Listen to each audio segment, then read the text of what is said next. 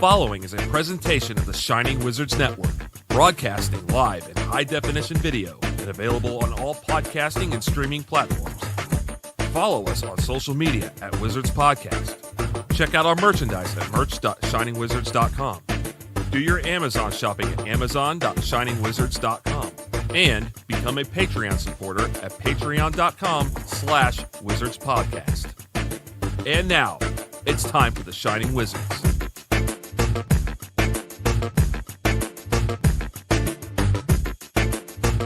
Mr. Steven Seagal, fly down to Jamaica and say, "Man, the baddest girl." So them send for Lady Stark, I don't know me raw. You see me? So, Girl, what you really want down there? me want the body if you make me feel nice. Why? Tell me what you really want all night. Me want the bananas if you make me Me nice. want the body, him want the punani. I mean, know it nice. So,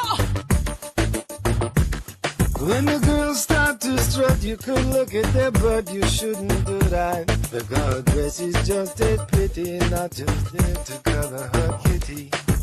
when me a fling it up, you better know to back it up. When me a dash it up, make sure you black it up. If you ever flap it up, then me a go lock it up. Park it up like Benji hold up. So, me want the body if you make me feel nice. Why? Tell me what you really want all night. Me want the bananas if you make me nice. Me love the way you walk, sometimes the way you talk is so hot. Now you know, let's have a shot of rum. Then me can make you come with me to the ocean. That would be flat. You can be my bow cat. Nice ital breeze.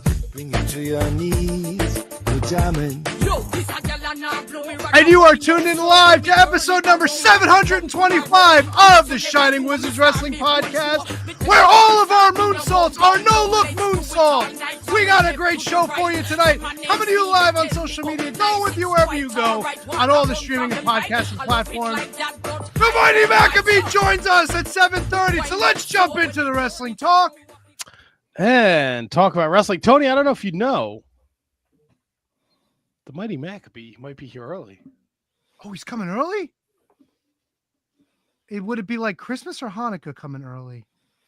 I think it would be Hanukkah. All right, well, Hanukkah's arriving early today. Dr. Dunk. Double T. Handsome Kevin. Brodo. KJG.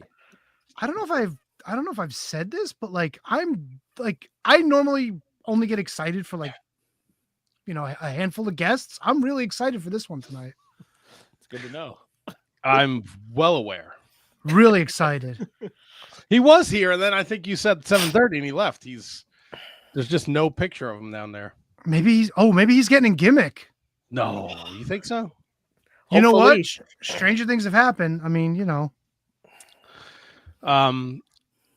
So yeah, we got Mighty Did I scare him Maccabee. off? I hope I didn't scare him off. I don't know. Well, if he comes on early, then we have to move HJC. Oh God, that's right. That's right. Oh God, do we trust Kyle to interview Mighty Maccabee? No. We got to move this Kyle back. Let's be serious here.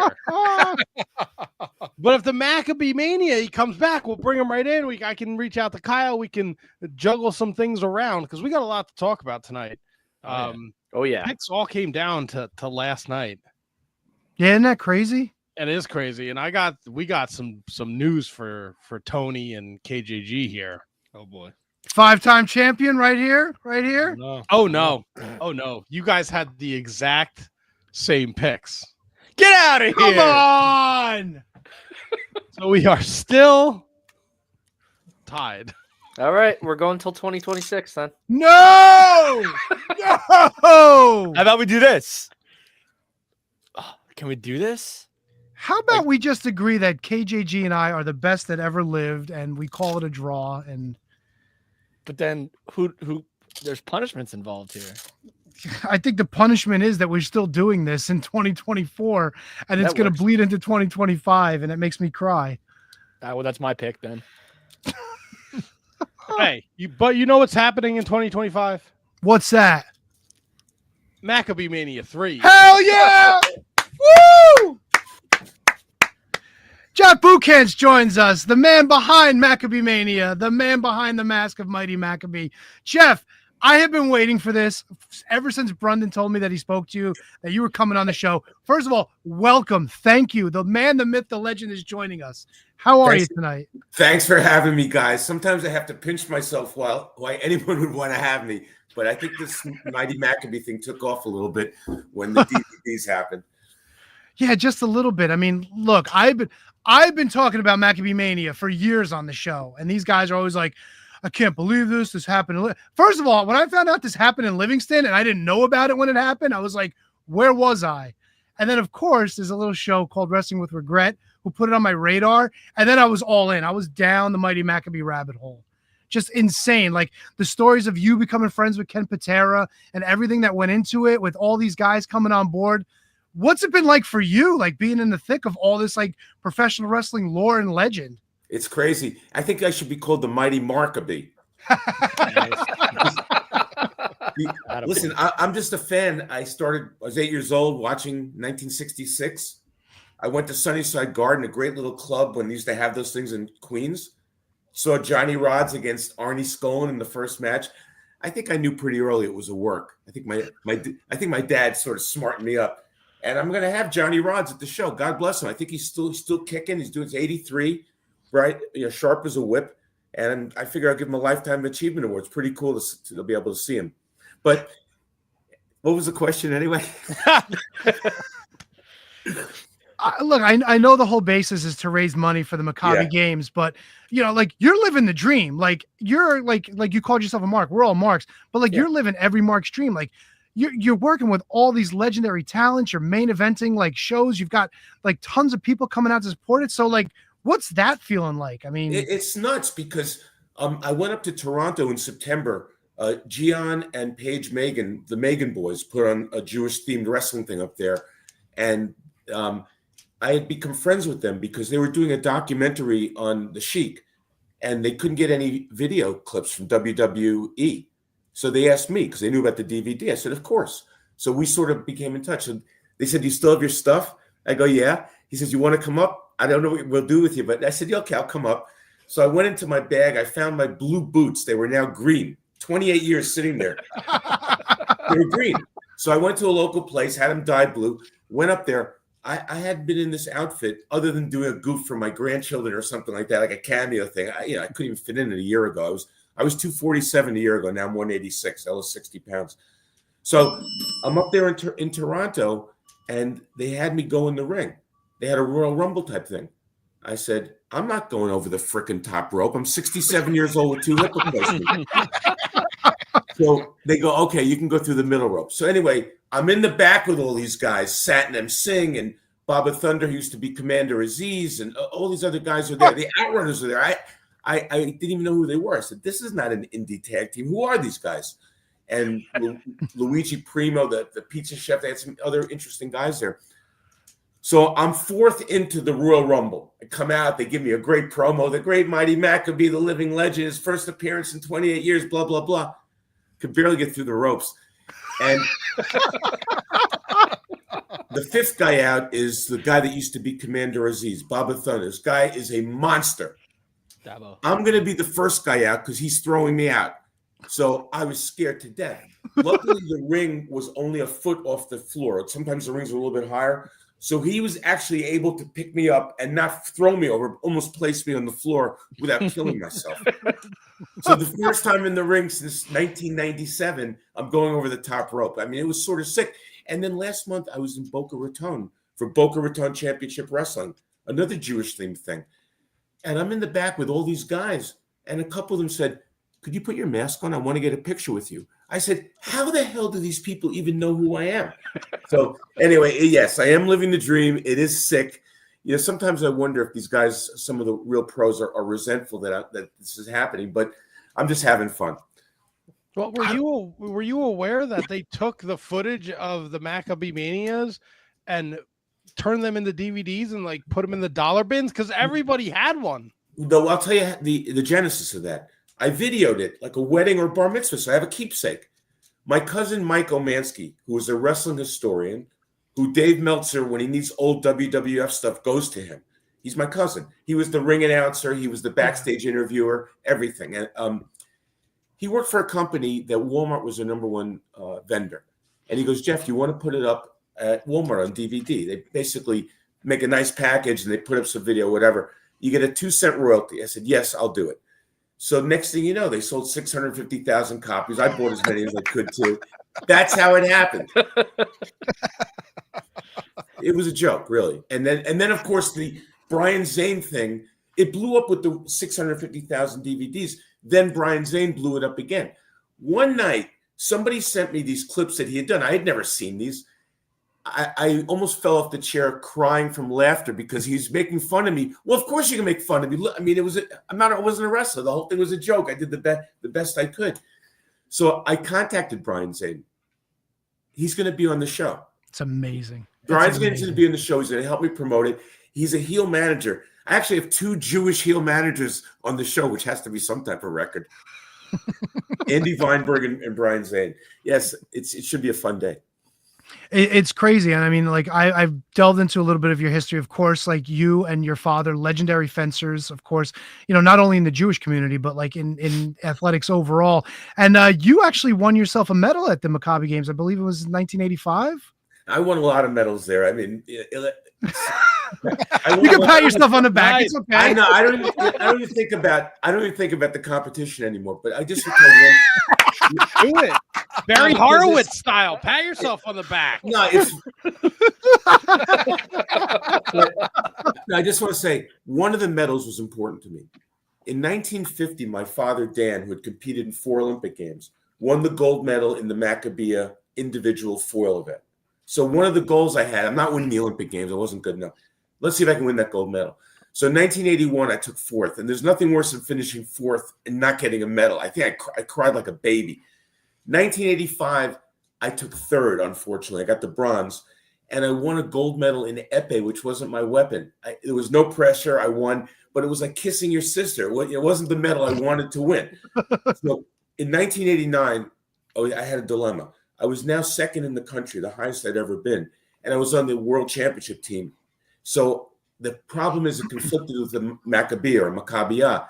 And I had to make a choice. So I said, well, I'm not going to win the world championships. I was a mid-level, world-level athlete. Let's go back to Israel one last time to try to win that medal.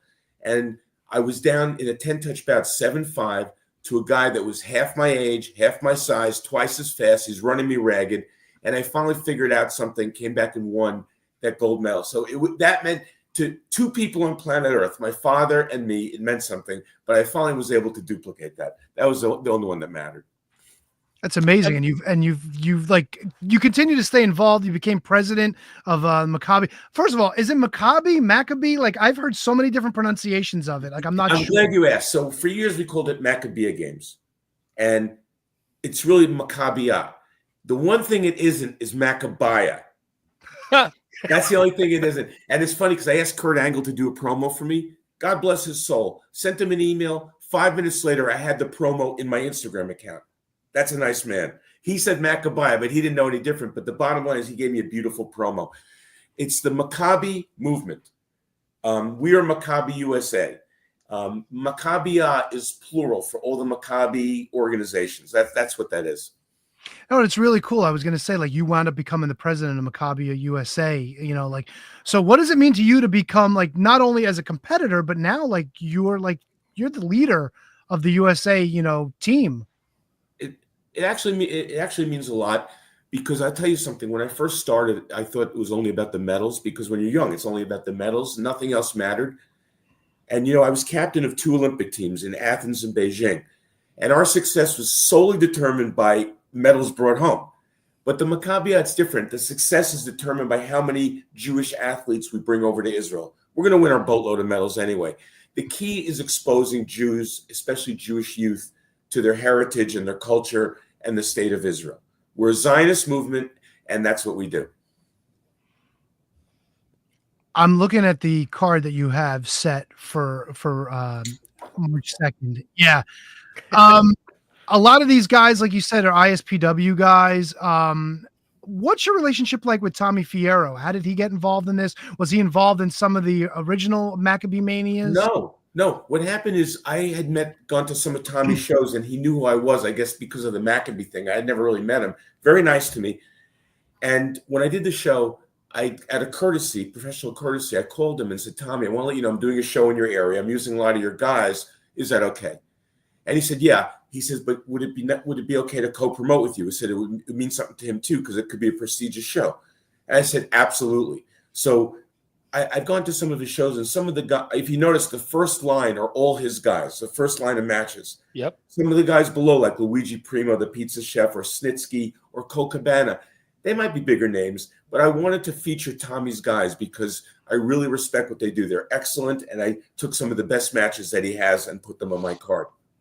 Yeah, they're all tremendous talent. I've been to a few of Tommy's shows, and we've gotten to know some of those guys and had him on the show. Like tremendous talent. He's doing great stuff. He does. Somebody else who has been doing great stuff in wrestling for a long time. You've got Colt Cabana coming out for the Boom Boom Challenge. What is this? What can you tell us about this? I didn't really know when I started. I figured I did his Boom Boom Colt Cabana. So let's call it the Boom Boom Challenge, and we'll figure it out later. Let's just say it's going to be a nice surprise. Oh, he's not doing anything like a tribute to the Iron Sheik with Persian clubs or maybe Jewish clubs or something like that? No, but Colt is Jewish. Yeah, of course. Colt is Jewish, and it would be sacrilegious, no pun intended, not to have him on the show. I've met him, and as Maccabiah USA president, I had a president during COVID. We started doing Zoom stuff for content, and he came. I interviewed him for an hour in one of my shows, so I'm really happy he's here. I think so. Let me ask. Your competition has stepped up, though, because you've gone from the Iron Sheik in your last two bouts to now an ageless Crowbar, a.k.a. Devin Storm, who was on your 97 show. How did it become that he was going to be the guy you got in the ring with for the March 2nd show? Chris and I had stayed friends over the years. And, excuse me, when I lost all the weight and got into shape, I was at the WrestleCon last year. I was at the WrestleCon, yes, as the Maccabee. And people came up knowing who I was, paying me to take photos with them or buying autographed pictures or buying the poster. Amazing. Unbelievable. So that sort of put it in my head. Ken Pater. Actually, Brian Zane asked me first. I couldn't believe it. But then he decided not to go. Then Kevin Sullivan, with whom I had become friends, asked me to come with him, but he had heat with somebody, says he's not going either. And then Ken Patera was there, says, Buchanan, so why don't you come with me, be the Maccabee? So I did it. And Chris was there too. I saw him. But after the summer, I decided I was going to do one more match. I called him up. I said, Chris, I'm going to do one more match. I never even thought to ask him or had the guts or chutzpah to ask him. Without a blink, he goes, Maccabee, I'll work with you. Chris, he offered. Yeah. That's awesome. That's how it happened. And it's perfect because he's a great worker. I obviously am not. And we'll try to make chicken salad out of chicken shit with this match. If anyone can, it's definitely Crowbar. That's what everyone tells me. Yeah. Now I got to warn you, like it's been a long way away from Dangerous Devin Storm and Ace Darling. Like he likes going to the outside more. He likes using guardrails, weapons. I mean, you're in for a fight. Listen, I saw a match at one of Tommy's shows with him and Danny Moff. I'm telling you, this is not my first rodeo. These guys were killing each other. Oh, yeah. We were just destroying each other. I said, Chris, we're not doing any of that. Now, look, I'm going to tell you something. After the second, we got to touch base with you. This is a God's honest truth. Danny Moff, nicest smelling human being you'll ever meet. I'm telling you, scary looking dude. I'll tell you, but he smells like a dream, though. Yeah, he's on the show. He'll be smelling great in Livingston on March 2nd. He's a walking Macy's perfume counter. Is Danny? Oh, that's hilarious. That's hilarious. Yeah, we've had him here. We've had him here at my place when we used to all do live shows together, and the couch smelled beautiful for like 3 weeks. It was amazing. By the way, Michael Mars. Does everyone know who Michael Mars is? Oh yeah. Do you know that he was on the first show? Get out of here. He was on the first match of the first show. Yes. What was his name then? Mike Motion. Mr. Motion. Yes. He's now twice the size of Mr. Motion. He's jacked. Then he was a scrawny little kid. Okay. My goal in this show is that anyone who is living is getting invited. And I spoke to Baron Von Raschke. He said he's just not up to coming, so he's not going to be there. King Kalua, Mike Kalua. Yeah. First guy I called. You know who he played on the second show? I only heard this recently. He was actually Doink. He was Doink. So I said, can you come as Doink? And he goes, I don't have the gimmick anymore. I never really liked it. Would you be okay if I just came as my gimmick? I said, absolutely. So I found someone else to play a Doink. So it's sort of cool that the guy that played Doink is going to be wrestling Doink. Yeah, don't spoil that. Let us figure that out after the fact. Okay. Well, if you want to tell us, it's fine. I mean, it's cool. I'm just saying, my clue will be there anyway. Is Mighty Maccabee pulling double duty under the mask? No. Are you going to be Doink the Clown as well? No. I'm sure I'll make enough of a clown of myself as the Mighty Maccabee. I don't think so. I don't think so at all. Just let me give you the information. We are on the line with Jeff Buchantz. He's the Mighty Maccabee. Maccabiah Mania 3 coming Sunday, March 2nd, 2025. That's this year. That's at Livingston High School, 12 to 4. Doors open at 12. VIP tickets. Everything's available at Maccabiah.com. That's where you can find out the information about the show. That'll link you to all the tickets and whatnot. VIP passes. You'll get a poster. You'll get a T-shirt. You'll get an autograph photo. Now, we were talking before we got on the air, and some wise guys, maybe sitting above me, was like, whose autograph photo do you get? I'm like, are you serious? You want to hold on a second? Uh-oh. You want to see the photo? Yes. I'd love to. Yeah, absolutely. I'd love to.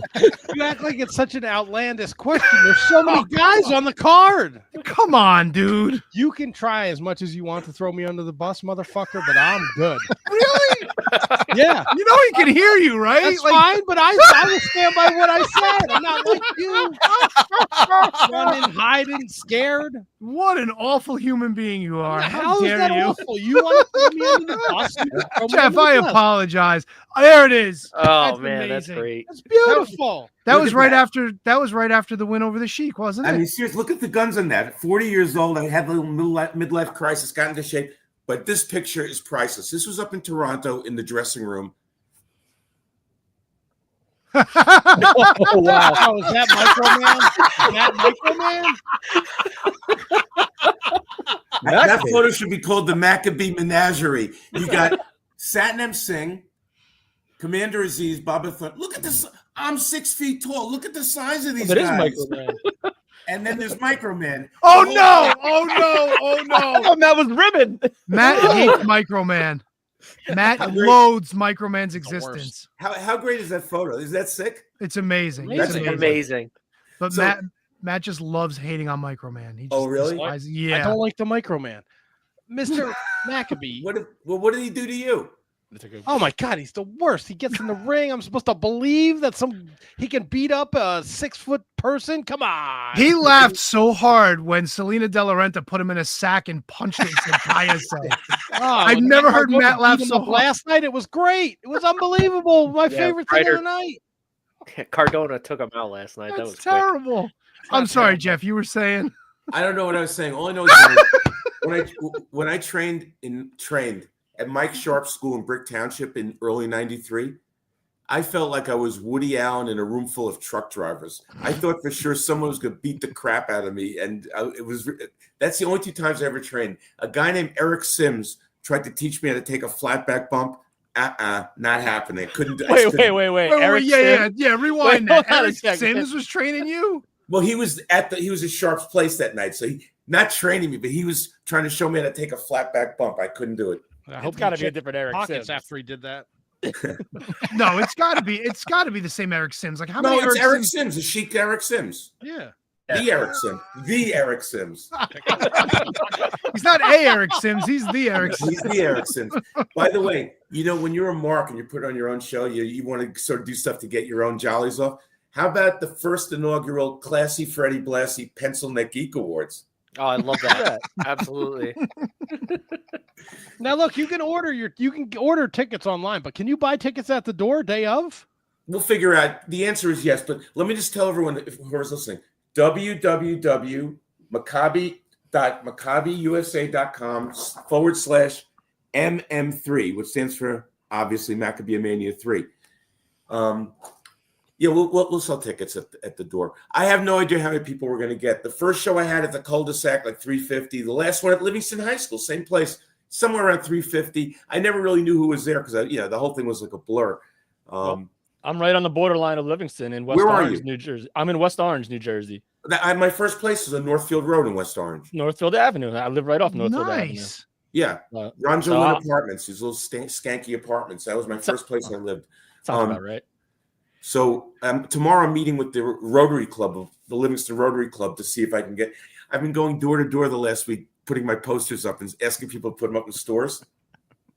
That's old school, man. That's amazing. Yeah, I'm doing old school stuff. That's so great. We're looking possibly to live stream it as well. Not sure.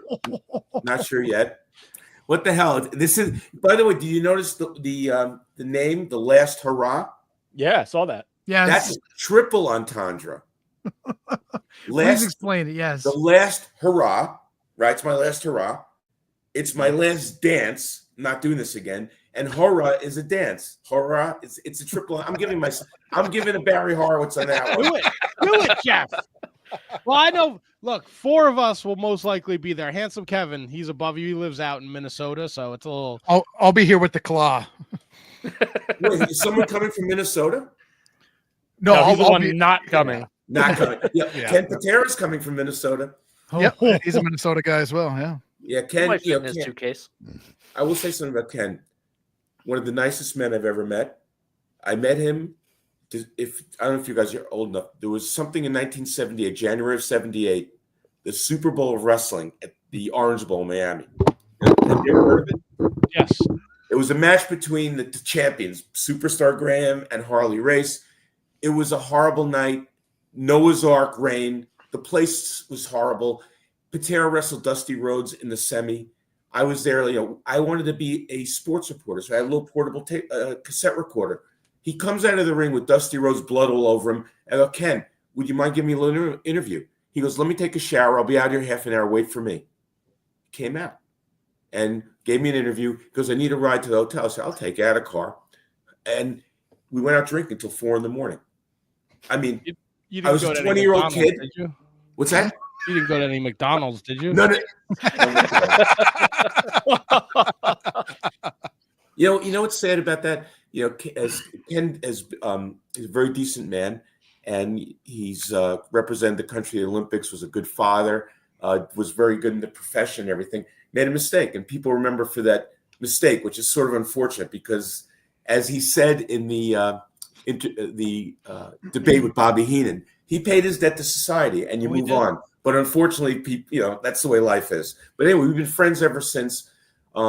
He's not doing as well. He's 80 years old now and walks around with a walker. He had some horrible back surgery last year. And it's a little bit sad to see your idols, especially one that looked the way he did, look the way he is. But the good news is he's still alive. Most of the guys from my first 2 cards are not. Yeah, and like you say, everybody gets old. Everybody eventually does the job to Father Time, but he's still around. He's still kicking, and it's funny because I've been watching a lot of old championship wrestling that's been available on Peacock, and he's all over the thing. Like, it's just after he beat Pat Patterson, so he's into his Intercontinental run with the Grand Wizard, and it's great stuff. The only thing I wish I would have told him if I was there in 1980, bro, breakaway track pants.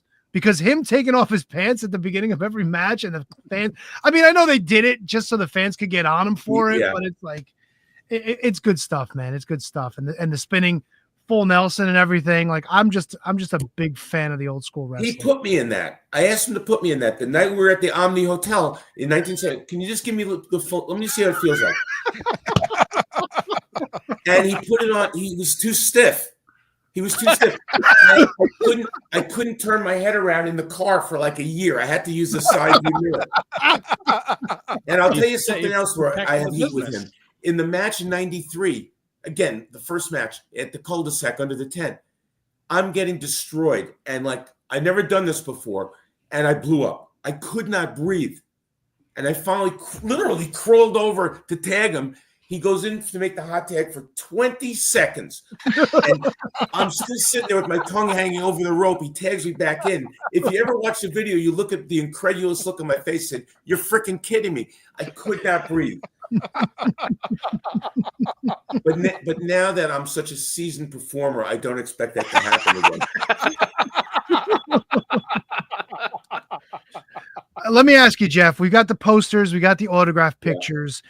Any thought ever to doing a Mighty Maccabee mask that you could sell like to the kids or to some fans? I never thought anyone would really care about that, but God, Tony be wearing it every Monday. Hell yeah. I guess we should try some. Listen, the whole thing took on a life. I think the T-shirt's going to be a big seller. You know, the last T-shirt became pretty popular. It was selling on eBay for $150. The last T-shirt. And, I can't wait. And I think the new T-shirt, it's going to be a lot. I overbooked the card. You know, I overbooked the card because I'm a mark. It's the last shot. And I just started booking people right and left. So instead of 7 matches, the rule of thumb is 7 matches. I have 10 matches. So instead of 12-minute matches, there'll be 6-minute matches. Who cares? But I have this T-shirt looks amazing. It's everyone's on it. And where the poster is old school, because that's the way I like it. The T-shirt is new school. We have everyone's photos, next to each other, conglomerated. That's going to be awesome. I know you've told us some Ken Patera stories, and HK to your right is actually like the biggest Kevin Sullivan fan. You got any Kevin Sullivan stories you can share with us? I have to tell you, I was heartbroken. I met Kevin at Mike Moraldo, Ace Darling, one of the greatest indie workers. Yeah, good dude. By far and away, yeah. He didn't get his break like maybe Chris Ford as Crowbar did. He was great as a heel, as a face. So he was having his retirement match or something. He asked me to come down, and there was some autograph thing. And he introduced me to Sullivan, who was in his Boston, his Red Sox jersey, whatever. Somehow we hit it off. That day we hit it off. We became best friends. And whenever I would text Kevin, no matter where it was, what time of day it was, that thing would start bubbling in 3 seconds. He always responded to me. And I knew something was wrong in May when I got elected into, it was either U.S. Fencing Hall of Fame or the National Jiu-Jitsu Hall of Fame, some hall, whatever it was. I was so happy to tell him he didn't respond to me. He never responded to me. And the minute I didn't get that response, I knew something terrible had happened to him. Kevin was great. We always used to talk. He would always put me over. I think he worked me a little bit too. I would always come up with my booking ideas, and he'd say, "Yeah, that's great. You should have been a booker too." Kevin's just a wonderful man, and it's so sad that happened to him. It really broke my heart. Yeah, I had the opportunity to work a show that he was booked in April before he had passed, and got the opportunity to talk to him a little bit. I actually have a tattoo kind of in his honor there. Can you tell me, like, he was very quiet when I did get the opportunity to sit down and chat with him, and I don't know if that was due to just kind of his physical state at the time, but any funny, like, fun story? Did he ever really like have that big personality behind the scenes as he did, on screen? I found him to be a little different than some of the other guys. He was very humble, and considering where he had been as a performer, the guy must have been 5'6", but was over as a monster heel. Oh, if he's lucky, he's 5'6". Yeah, that says something right there. And his bookerness, Booker man and everything. And he told me how he laid it out for 6 months at a time, and this, that, and whatever. And I found to be incredibly humble. Although I will say he used to work me. I'm a mark. He was very honest and fair to me, but he would work me. He told me the story about how Vince McMahon Sr. and Eddie Graham had a dollar bet, and that Bob Backlund wouldn't work when it was going to be Steve Keirn or Bob Backlund. And he says, "Jeff, I've never told this to anybody, so I'm telling you this story." So then, of course, like a month later, I found some podcasts where he was telling the story on a podcast.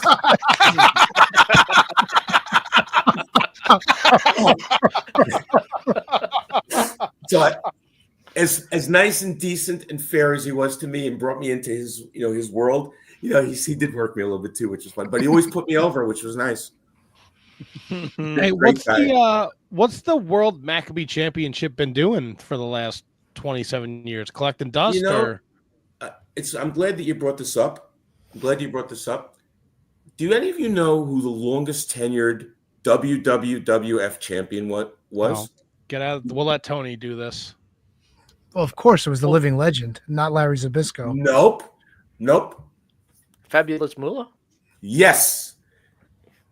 10,170 days from September 18th, 1956 until whatever it was at WrestleMania in 1984. But on March 2nd, It'll be 10,228 days for the Mighty Maccabee, surpassing the Mighty Maccabee. Strike it while the iron is hot. Wait, what if Crowbar beats you? You know, if he beats me, I'd be honored to lose to Crowbar. It doesn't matter because I still will have broken Moolah's record. You do got to you let Ken Patera know. You go watch out for that hussy Vanessa. That'll be a ringside. You know, Hussy. She's a troublemaker, bro. Me and Brundo saw Crowbar against Marcus Mathers. She be sticking her nose in business she don't belong sticking her nose. I was at that show. I was sitting on the stage with my cousin in East Rutherford. Yeah, and I will say this: her guns are bigger than mine right now. She doesn't need to know that because she's jacked. She's jacked. You got Ken Patera with you. Yeah, but Ken he's not able to get in the ring anymore. It's going to be me. I'm going to be on my own. By the way, I'll tell you a funny story about the show in Rutherford. I'm sitting up there on the stage. Sean Donovan walks around up there, and he looks at me because maybe I didn't look so excited. He goes, "Hey, man, you need a Viagra or something." So he didn't know who I was. He didn't know that I already booked him on Maccabiah Mania. So I texted him at night. I said, just for the record, I'm the guy that you offered the Viagra to tonight. Good old Sean. True story. It's a little weird that Sean Donovan's offering anybody Viagra. Hey guys, have you seen Luigi Primo and his gimmick? See, this is what I was going to ask you because I got a friend of mine who lives out in Indiana who's like a huge Luigi Primo fan. So like that's the one thing that I promised him I would get is an autograph. We had Luigi Primo on the show, but I haven't seen hide nor hair of him since he was announced to join this show. Like, what's been going on with him? I don't know, but when I was up in Toronto and I'm in the back there, I see him warming up with the pizza and everything. I said, man, what a cool gimmick. You know, I used to be a marker. I would have known about him because he's all over YouTube and everything, but my markdom has gone downhill a little bit. And I said, I want to have him on the show. It's a nice gimmick. I think some of the other wrestlers probably were resentful. They don't like comedy gimmicks like that, but I think it's great. Yeah, but he's been around long enough now that people kind of get it and they understand. Yeah. So I got to ask you, Jeff. I know you're involved in the big main event. Are you also controlling the book for this one, or are you leaving that in somebody's hands and you're just worried about what you got to do? No, Mike Moraldo, Ace Starling, was kind enough to work. He's going to work the back for me. Oh, that's amazing. Yeah, he's the greatest. He doesn't want to be out front anymore, and he wants to work the back, and that's it. But I will tell you, when the Mighty Maccabee, as Jeff Buchan's, tried to work the back in 1993, I didn't know. No one told me any different. I came down there with a piece of paper. Each guy, I wrote down, this is how long the match is going to be. This is the finish. I'm not making this up. Right. So I give it to Killer Kowalski, and he looks at me down like this because he's a big, tall guy. He goes, I don't read from scripts. I go, holy shit, what have I gotten myself into here? That's awesome. So I again, no one told me. I didn't know any better. I went up to Patera. I said, I'm out of here. It was down in the basement. I had everyone changing in the basement of my house. I said, you have to handle this. I'm not doing this anymore. So two-part question. Maccabiah Mania 1 is on a cul-de-sac in front of your house in Livingston. Yeah. Why are we not going back for something like that for the third installment? Well, the reason we didn't go back for the second installment is because my then wife said to me, you can do this stupid wrestling thing again, but you can't do it at the house because all the guys are staying at the house. And like, I'll never forget the night before the show, like Patera and Sheik are in the kitchen and Carol keeps saying to me, I want to go to sleep. Tell them to shut up. And they wouldn't shut up. So they wouldn't listen to me. They wouldn't listen to me. So finally, my ex-wife Carol comes down the stairs, stomping and says, get the hell to sleep. I'm trying to go to sleep already. And they sold for her. They wouldn't sell for me.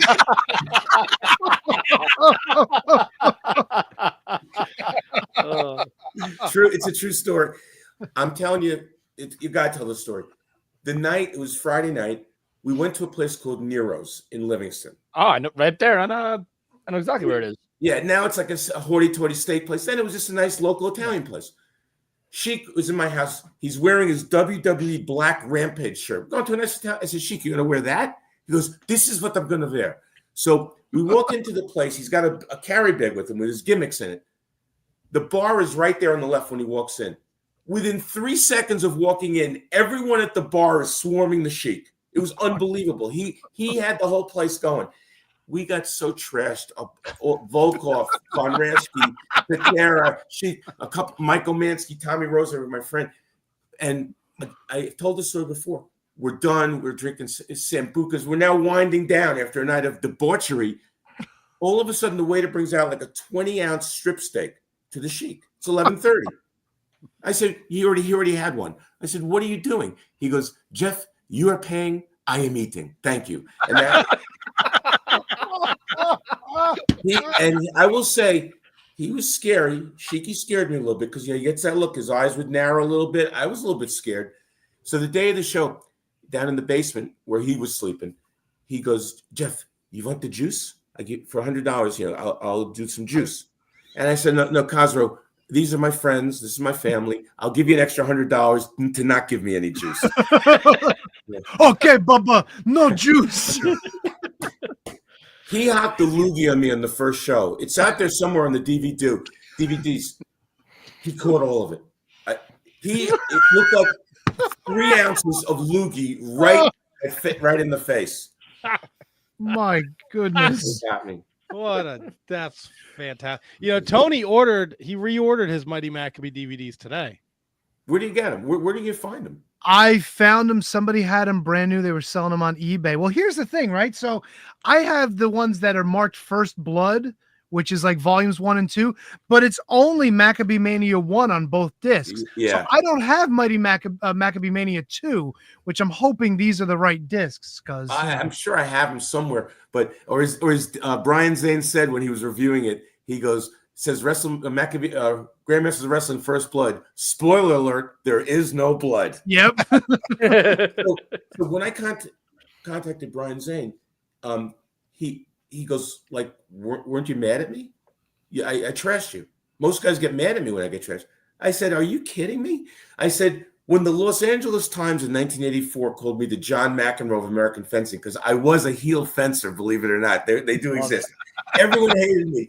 So I said, that was a badge of honor. When you trash these shows, I was sitting there crying. It was a badge of honor. I thought it was the funniest thing ever. He thought I was going to be pissed at him. Awesome. Tony's dying to see the Jimmy Snuka Metal Maniac match because he hasn't seen enough. No, it's awesome. I found it on YouTube. It's out there, and Jimmy and Metal Maniac always worked well together. They told their story for 8 minutes. They did their thing. Snuka can still bump pretty well, and he was sitting in the back. Hey brother, how you doing? Hey brother. King Kamala no showed. So Jonathan Gold. Did any of you go back far enough to know who Jonathan Gold was? The name sounds familiar, but I don't remember. He started promoting for WWF in Elizabeth at the Dunn Center for years. Get great crowds. They sold it out. The guys were very happy. Then he started promoting guys privately, like personal appearances like George Animal Steel and Sergeant Slaughter, guys like that. And unfortunately, he passed away. When Kamala no showed, he got King Kong Bundy at 4 a.m. to take his place. Wow. How about that? It's awesome. It's awesome. Like Bundy involved in the show, Bam Bam Bigelow, a lot of Jersey guys. I mean, ridiculous. And it's just so much fun. Although I need to ask, where did you find Misty Blue and Linda Dallas for that first iteration? I have no idea where that came from. That was a Jonathan Gold thing. But on the first poster, we didn't have Mr. Motion against Ace Darling. How that happened was the second time of my 2 times I trained in my whole life at Mike Sharp's school, whatever it is I did. Mike goes, listen, I got 2 young guys here. I want you to take a look at them, see if you can put them on the card. So they put on a show, Ace Darling and Mr. Motion. They went for about 10 minutes at 150 miles an hour doing some lucha shit, like match type stuff. Everyone else in the show was old and miserable and everything. It was terrible. I said, of course you could put them on the show. They, of course, had far and away the best match on the show. Same as Devin Storm and Ace Darling had the best match on the second show. It was the young guys. And on that first show, you're talking, it's 1993 Ace Darling and Mr. Motion. Like they're like green as goose shit at that point, you know? They're 18 years old. They were very green. It's crazy. Yeah. Who are you looking forward to the most on the show in March? You know, the sick thing is that I'm going to be in the back. I'm not going to be able to see any of it. That's a good question. I mean, I've seen GKM and Ray Calitri in person. They put on such a great match. The Now and Sent to Slaughter, great match. Michael Mars and Rick Raycon, they had a good thing going. I don't know what really the answer to that is. I don't know. I'll tell you. You kind of touched on it. GKM is going to be a big time talent. How is he not already? Because he's relatively new. Okay. Right. He's only a couple years, maybe 3, maybe 4 years in the business, but now his bookings have gone up exponentially since he first started training. Well, I will tell you that I'm a mark for Ray Calitri. I first time I saw him, I said, I love this guy. He's got charisma. He has a certain it factor. Sort of reminded me like Chris Candido, and he had a certain it factor. The unfortunate thing is he's just not a large stature, but he's a great worker, great talker, and he makes me suspend my disbelief. So he works for me. There you go. I saw a story recently, and I'm a bit of a belt mark myself. I know Kevin sitting above you is a bit of a belt mark. We all enjoy good championship belts. The creation of the actual belt itself, can you let the other fellas know who's the creator of that championship? So Adrian Street and I co-created it. What? That's Adrian amazing. Street. I don't. My first gear that I got was from Carl and Hildegard, K&H, somewhere in Ohio. That's where all the guys used to go. I don't know what happened the second time, but someone turned me on to him. I think he made the new singlet. The singlet was pretty nice, and the belt. Now, when all is said and done, when you defeat Crowbar in March, wow, and you retain and you still reign as World Maccabiah champion, what happens with the belt? Are we putting it somewhere on the mantle over the fireplace? Are we donating it to someone's to like a Hall of Fame somewhere? What happens with the championship? It's a good question. I've been tempted to sell it, put it out on eBay, see what it's worth, but it's probably not worth a hell of a lot. It's not worth as much as it is to have the keepsake in the house, Right. No, I truly think that's a smart thing. That's Tony. That was your chance to make an offer. And yes, not even an offer. Come on, what the hell. I wouldn't want to insult you with any offer that I give because that thing is definitely priceless. After what Brian Zane said about me on his review, nothing can possibly insult me. But Ken Patera reached out to some guys in South Florida, some wealthy attorney guy who collects belts, the real belts. And I said, just put it out there, see if there's any interest in it. And then guess what? There was none. None? So, really? No, there was none. I tried. Hey, I might have a 10 spot upstairs somewhere. Oh, Jesus Christ. Tony. Hey, if there's no interest, you got to start low, right? I mean, that's what you do. Yeah, but I know we got some money in the account. You start high. You start high? No, he starts high. Do you know how to negotiate? $10. He's gonna hang up on us. No, that's how you get your foot in the door. So, he just said there's no interest. I mean, I don't think there's a lot of interest. But the question is, if I take my boots off in the ring, signifying the retirement, if Terry Funk always said it and never retired, why should the Maccabee? Oh, nice, man. real nice. Look, man, it would be no pain in my heart if I heard 5-10 years down the road that the Mighty Maccabee wanted to go one more time again. I never thought I was going to do this again, but what happened was a year and a half ago, I was 247. I was a once former mid-world level athlete. Okay, I was a good athlete. And I got lazy, and I started playing golf instead of other sports, whatever, and drinking vodka or whatever it was, and I got fat, lazy, and used to it. At a Maccabi USA golf event in Philadelphia, one of the guys said goodbye to me at the cocktail hour. He says, I got tickets for the Phillies game. Gave me a hug. I'll see you down the road. I get home that night, and I got a text that he dropped dead of a heart attack at the Phillies game. Jeez. So it was at that moment I said, if I want to live, I have to get into shape. So I started walking an hour a day for 7 months, just an hour, and started, instead of ordering and junk every night, eating McDonald's and all this crap I was eating, I started cooking salmon and vegetables, and I just started changing my diet. And I went from 247 to 186. And most of my competitive fencing career, I was like 195 to 205. So I'm even less than I was then. And when I saw my internist, he says, I'm concerned you lost too much too soon. And he gave me a battery of tests because he thought something was wrong with me. Everything came out perfect.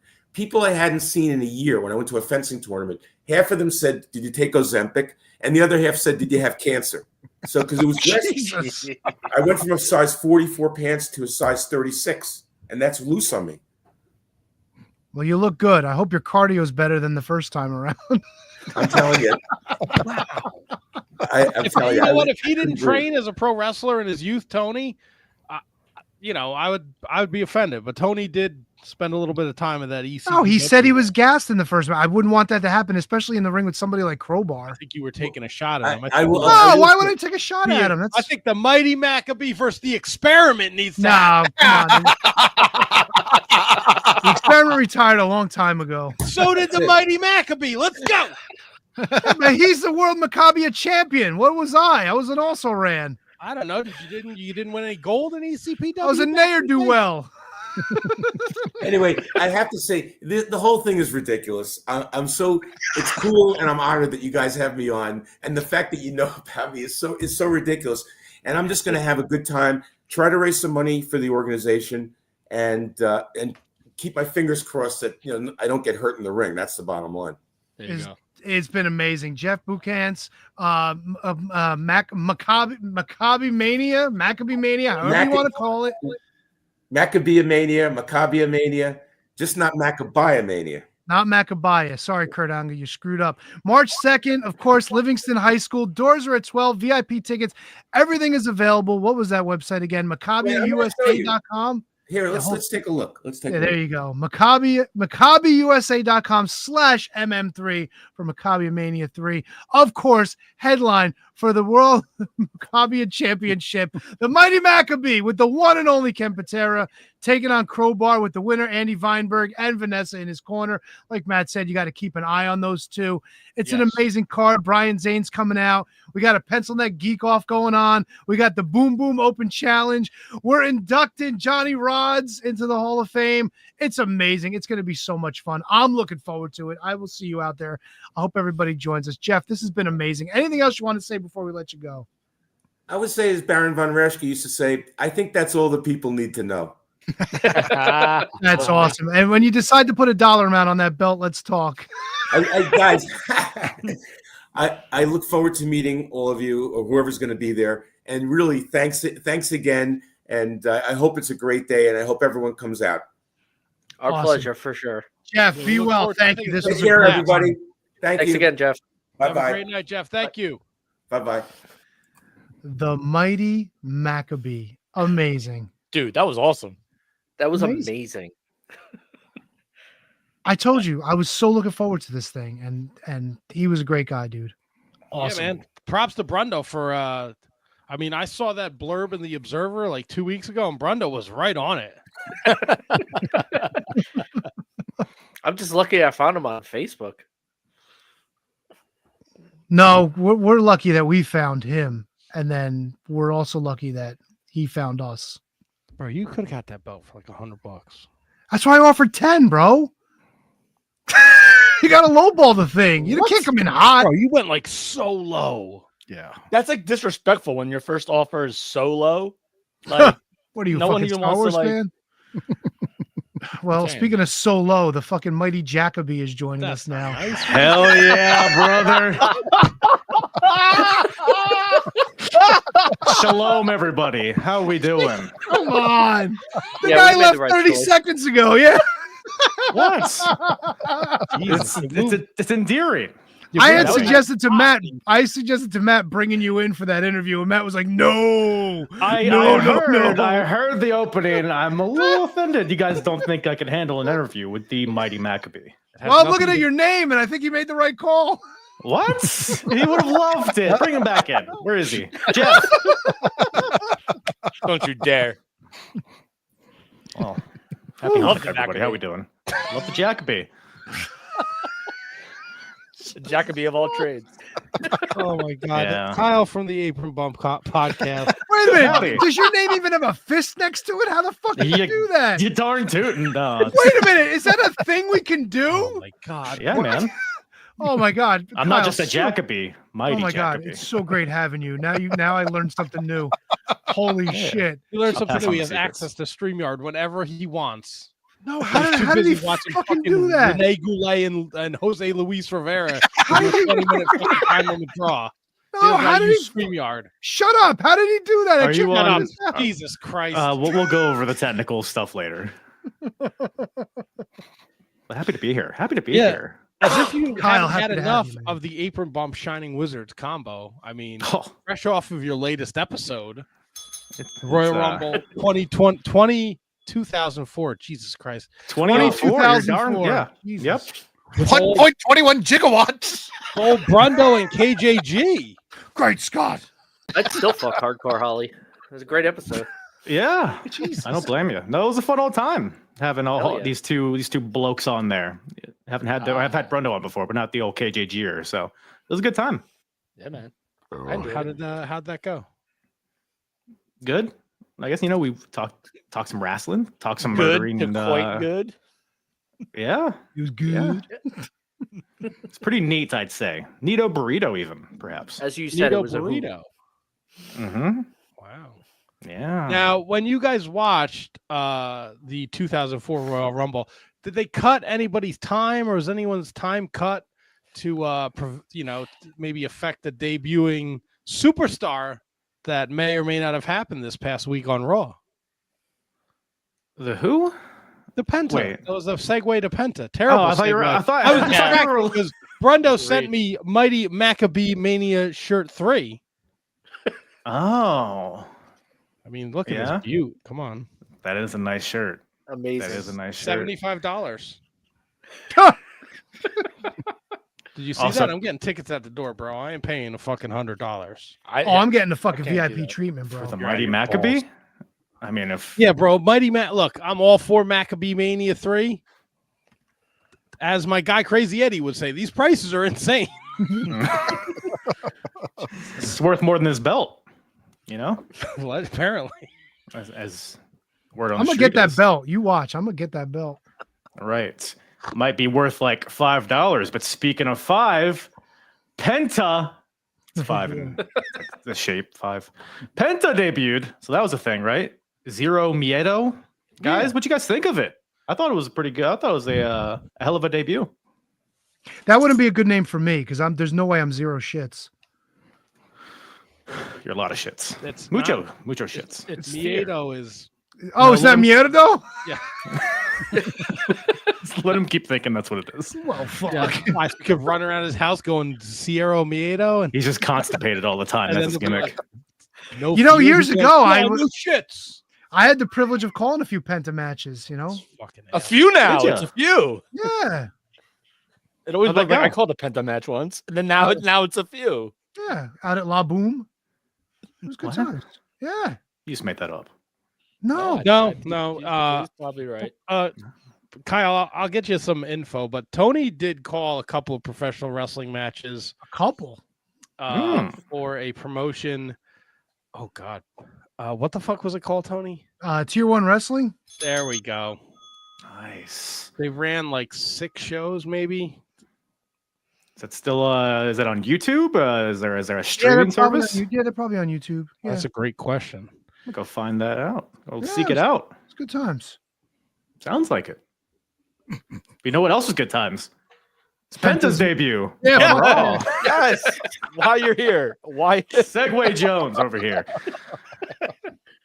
But yeah, I Yeah. just So wanted to look, there was. He was. Oh, sorry. I'll go fuck myself. No, it's okay. Well, see you Well, later. Kyle is here to talk about Penta, but for those of you who maybe have been living in a cave or you don't know what's going on, he was supposed to debut on the debut episode of Raw on Netflix. That didn't happen. Then Did they go long? They released all his merchandise last Monday morning, so we knew Right. that was coming. And then he finally debuted, and then the rumors had circulated that maybe he took a little too much time. Oh, fuck them. Hey, I'm just telling you the rumors, okay? I can't say if it's true or not. Right, Kyle? Fuck them. Wow. Right. Language barrier or something, probably. That's probably why, No, right? He did good with this promo. No, I'm talking about why he went long. Maybe he doesn't know numbers. He knows words. It was everything. It was all included. It was the match and the promo. So you Well, it can't- was all. What, you got to throw out the Pure Fusion Collective instead? No, let Penta go long. That's what I'm saying. I thought it was great. No, I love the Because typically with these debuts, they come out, they get the pop, and they might have like a squashy type match just to show their signature moves. But the whole package, was great. So you had the initial pop of the debut, and then you had like a real match, like a pretty long match, like you said. But it was a great one with Chad Gable, which showed what he could do, showed what he looked like in peril. His selling was great, which I didn't know that Penta could sell, which is news to me.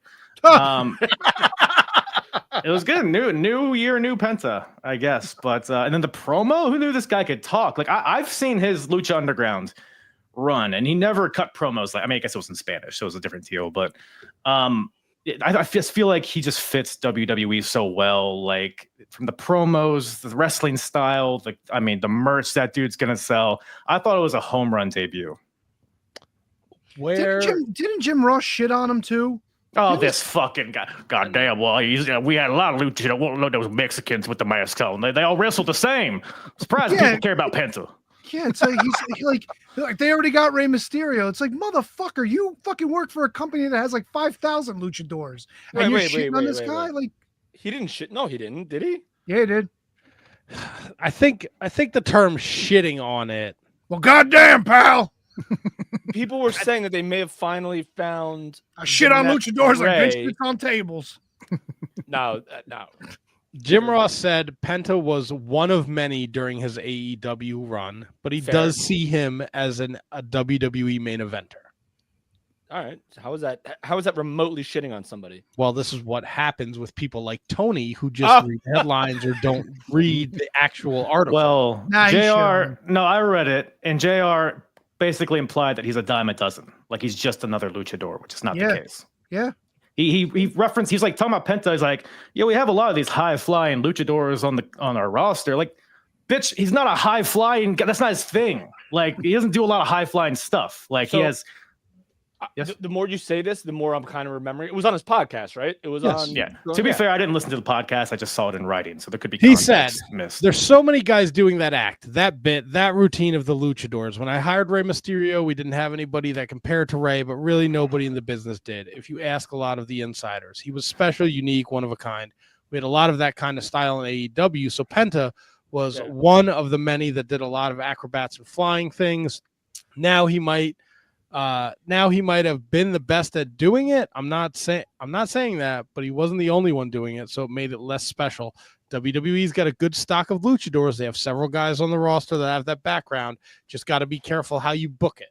Yeah, I think JR is kind of like half right and half kind of like not realizing what he's talking about, if that makes sense. Like, I don't think he's intentionally like saying that Penta's a dime a dozen. I just think he just doesn't realize. Sometimes he just forgets shit.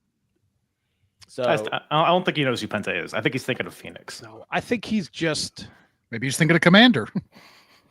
Well, or hologram, or gravity, or whatever those nutsacks. Oh, who's the other guy that kept fighting Kenny Omega? What the fuck is his name? Vikingo Gingo?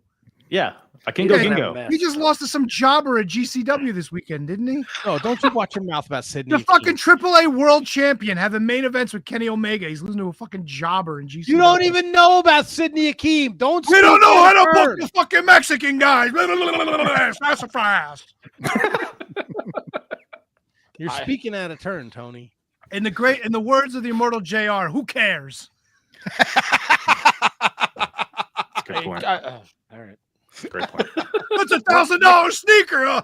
Sock face. Who cares? But my question to you, Kyle, and I think I think Jim Ross is right, though, in terms of where the way he's booked. Does he just become another dude in the WWE, or will he be booked to his potential where we know he has main event caliber? Well, I don't blame JR for that, because in AEW he was just another guy, unfortunately. Yes. But in seeing what he's done in other places before AEW, in my opinion, he's so capable of being more than just another LWO guy. Yes, because he has the mask, he has the look, but he has the character to go beyond that. He could be a sinister heel, a fun babyface, which seems like where he's leading to at this point. The Cero Miedo, the mask, like that alone, just the merch is going to be a reason to put all the titles on him.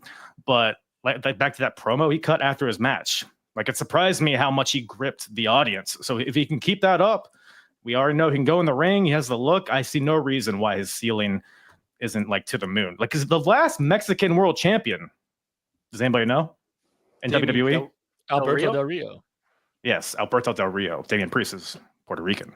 But yeah, it's been that long since there's been up next. They've tried the fucking Sin Caras and Dragon Lee and whoever the hell. There you go.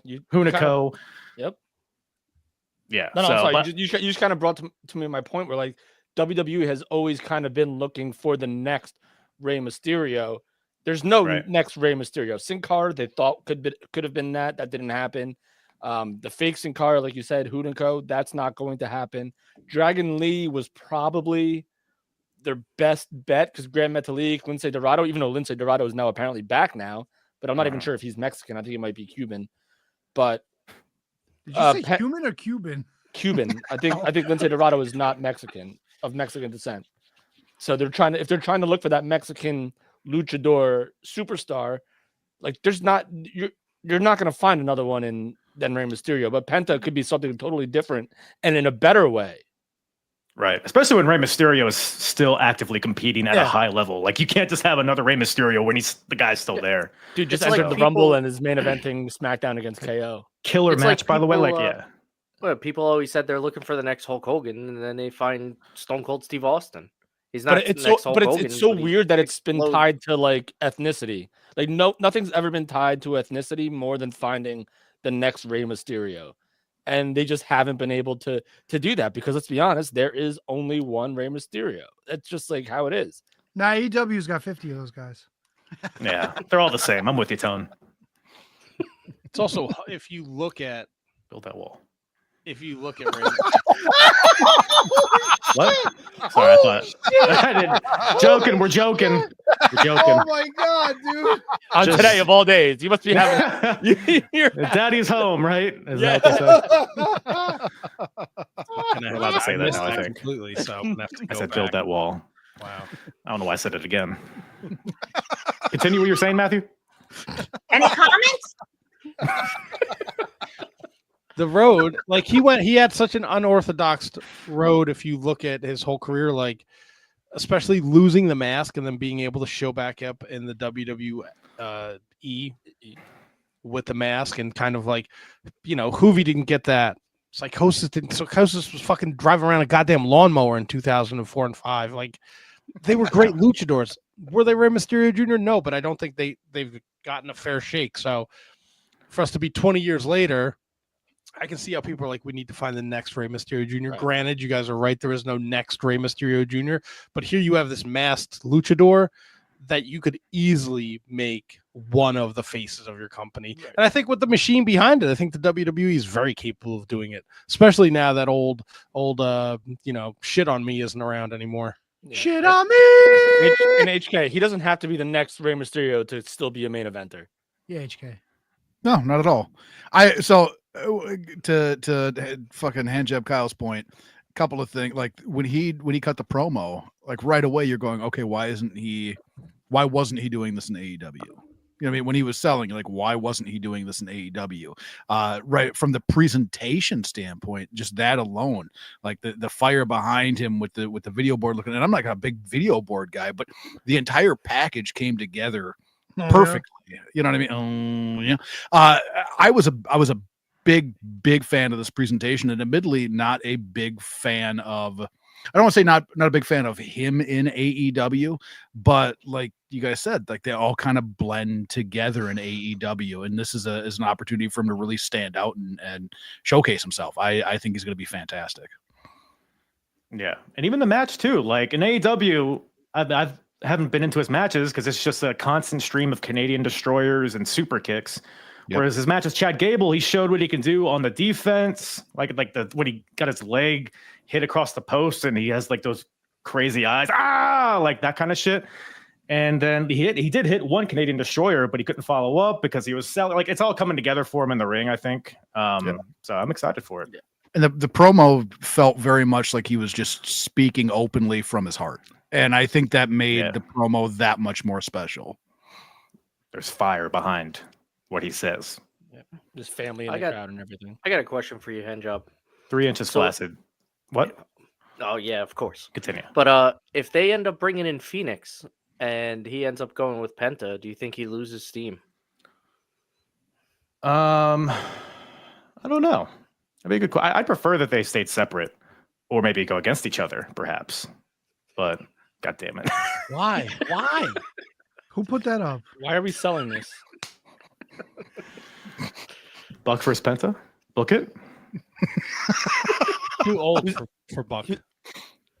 Can you answer Brundo's question, please, without the interruption of fucking Buck Zoomhoff? Buck's always there. Oh, baby. Yeah, Phoenix. I'd be interested to see how they present Phoenix. I love the package of Penta on his own, but if they had some sort of like, maybe they team a little bit, then feud. Oh yeah, yeah. But just keep, or maybe keep Phoenix on like NXT or something, or just on different brands. Boom. Yeah. Do some drills with him, maybe, find the hard cam for a few years, and then he'll be ready. Do some tuck and rolls, hit the ropes a little bit. I mean, he'll get there, kid. You think he's still going to be posting pictures on social media of him in a straitjacket? Might be his gimmick, the straitjacket kid. Then taking it down. Did he take it down? Yeah, of course he fucking took it down. It's a disaster over there. Every week, some kind of mess going on over there. All right. Has there ever been a Pockets wrestles without his hands? So I was thinking, has there ever been like a straitjacket gimmick? Like, did anybody come out in a straitjacket? There had to be, Sabu. right? Sabu. Yes, that's what I'm thinking of. Mick Foley, I think, too, a little bit. All right. Or at least they put him in one. Cactus Jackish era. Yeah. Right? There had to have been put your opponent in a straitjacket match at some point too, right? Oh, there absolutely TNA was. did it. Who was in it? I think Raven was in it. Oh no, was it Dr. Stevie and Abyss? Oh, that's what the first thing that came to my mind was Dr. Stevie. It had to be Dr. Stevie and Abyss. The first thing that came up on YouTube is Mr. Anderson against Samuel Shaw, April 3rd, 2014, from TNA. Dexter Loomis. Yes.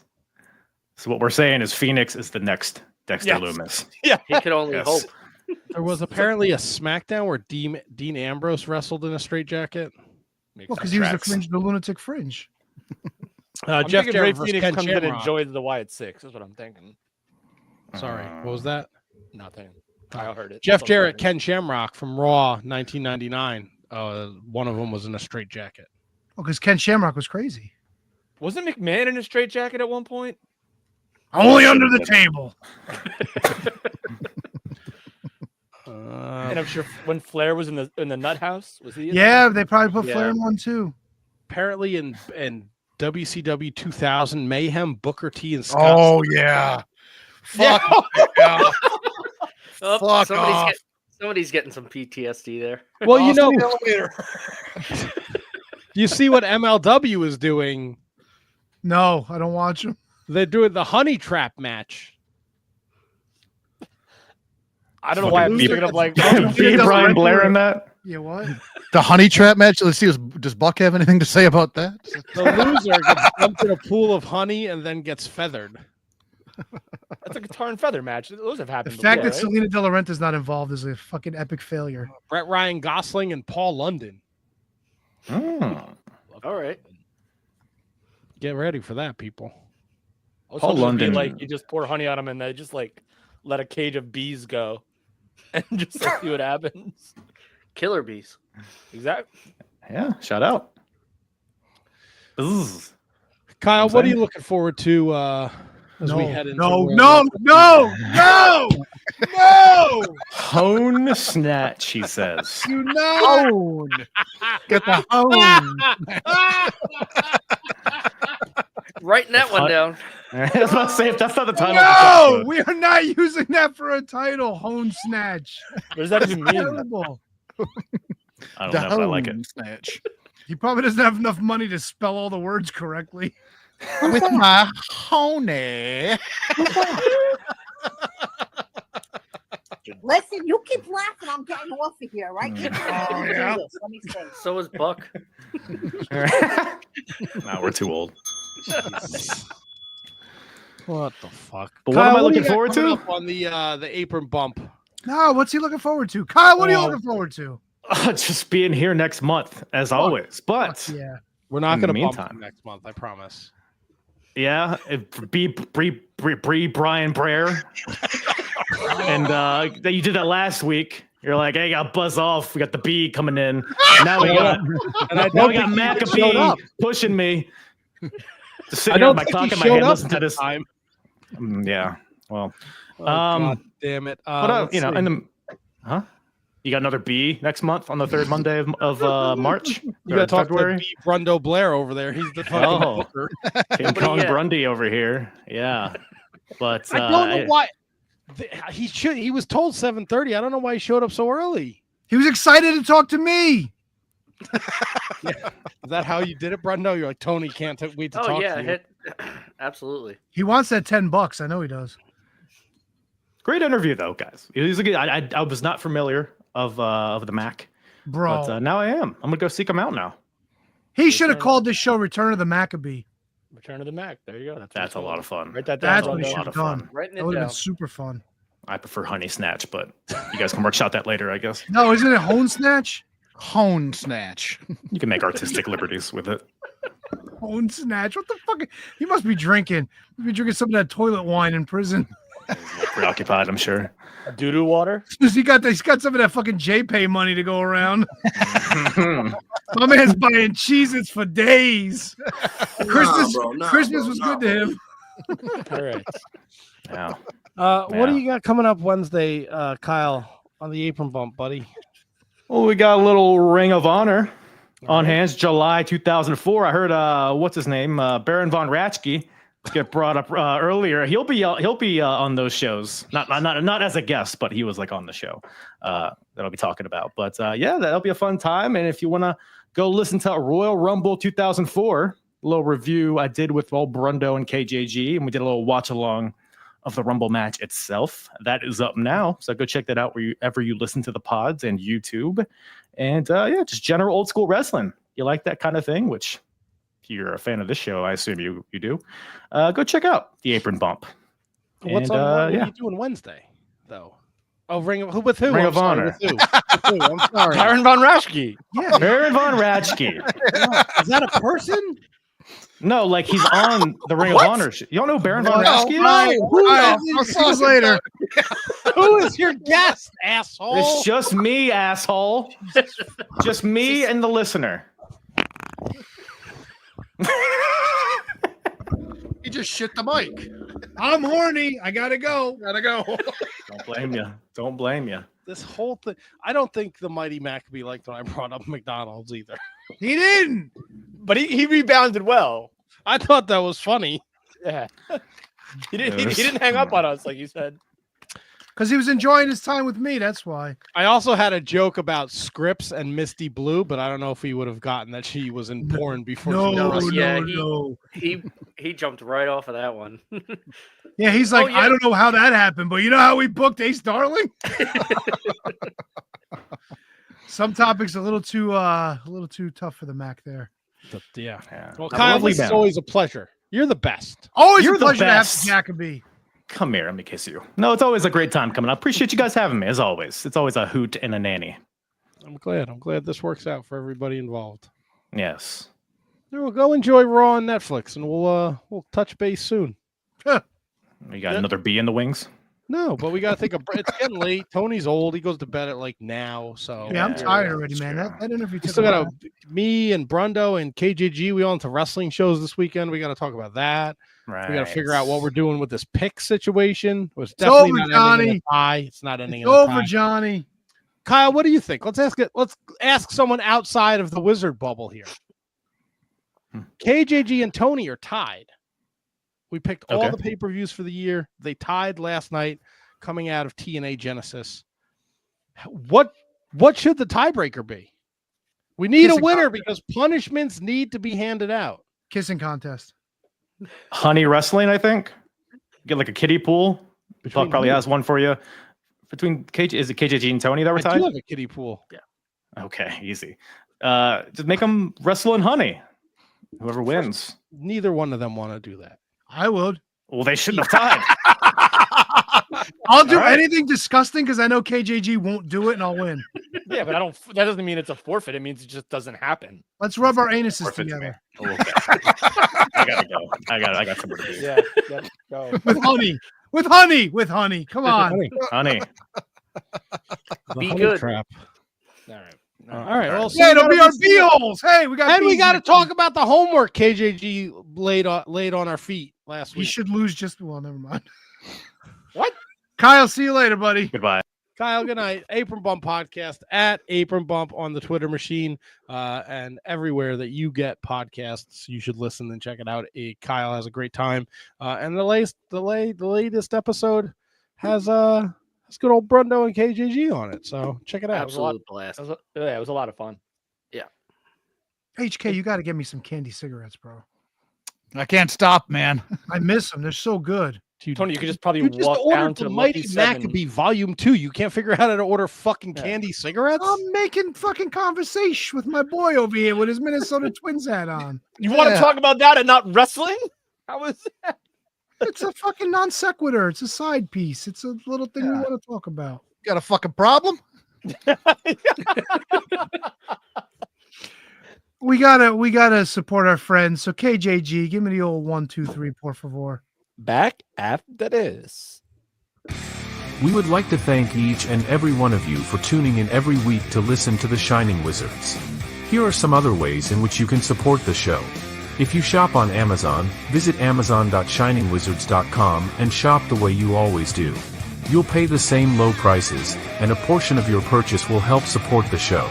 If you'd like to buy a Shining Wizards t-shirt, visit merch.shiningwizards.com to visit our pro wrestling tee store and select from over a dozen great designs. You can also become a Patreon supporter at patreon.shiningwizards.com, where we offer bonus content, producer credits, special legend shows where you participate in the show, and so much more. Continue to listen to us wherever you listen to podcasts and watch the show live on social media. Don't forget to like, rate, review, and subscribe. Your continued support helps us to keep bringing you the best in professional wrestling podcasting.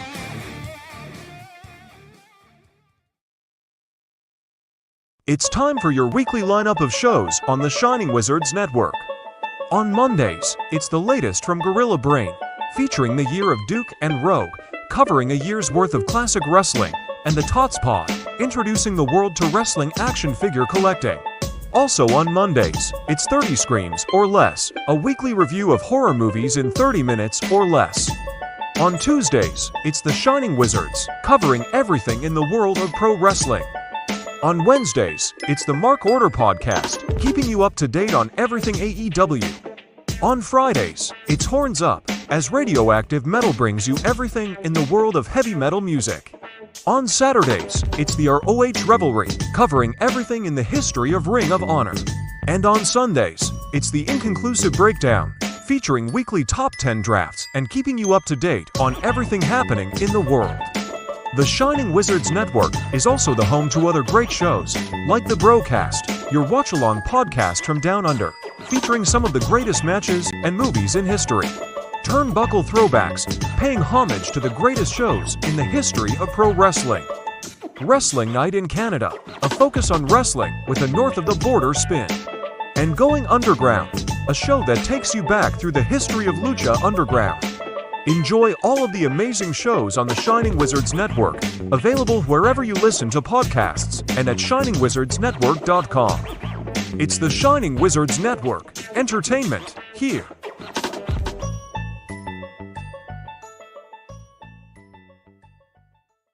I never know if we're going to get a commercial. What happened? I never know if we're going to get like the Curve Crafter or the... Well, I figured... Well, because I figured it's already like, later in the show. Normally we do it about halfway through. So I wanted to kind of move us along, That's fair. I like it. Sorry. I like your style. I guess since we're still kind of talking WWE, we're in that realm. We have our first ever women's Intercontinental Champion, Lyra Valkyrie. She beat Dakota Kai Monday night. Thoughts? Love it. Isn't it Lyra Valkyria or some shit like that? It is. Whatever. You knew who I was talking about. I'm disappointed a bit that Dakota Kai didn't win because I love me some Dakota Kai, but I'm fine with it. It was cool. It's cool. Yeah. Too many belts, but it was cool. What? I don't understand. What are you snacking on, buddy? Rice cake. The Wyatt Six, they're moving to SmackDown. I don't know. Can we move them the fuck out of fucking WWE already? Is the bloom off the rose on that? It's been off the rose since the day they debuted, dude. 100%. First week, amazing. After that, it's just like, They're retribution, basically. Although, Brundo, you might agree with me. I would love to see Nikki Cross crawling around my house dressed like that.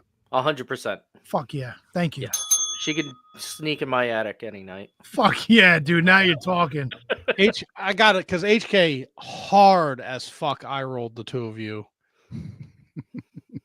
You're still with the Wyatt Six. Is this because you have Bray Wyatt fandom in your blood, tattooed on your body, or do you feel like the best is yet to come? I do think that they have hit a little bit of a lull, which is unfortunate because of the build that they had when they showed up. I think that the first feud that they had probably didn't position them, I guess, to kind of launch again. It'll never be something where they need to be in the title picture or anything like that. It'll never be that. But I do think that there's still opportunity for them. I think that the makeup of the group is fantastic. It's just they got to find the right spot for them. And I think like it kind of fucking sucked too because they show up. They have the feud with American Made, if you want to call it a feud, or Alpha Academy, whatever the fuck they were at the time. And then they're kind of toying with Karrion Kross, Miz, all that kind of stuff. And now they're going to go to SmackDown, which I think is a good opportunity for them to show something new. And I am excited for what they have next. I think, again, the amount of build and anticipation they had was unbelievable. It was, I would say, in line with the build to Bray's return. Just that build and anticipation. And I think that they absolutely have the opportunity to do something with them still. And here's what's so great about it to me is why I do think I agree with you. I think there's a whole lot of life left in the Wyatt Six. I don't think they're in a dead spot, in a dead zone at all. I think it was because they were built up so hard and so big. The expectations were super high. Yeah.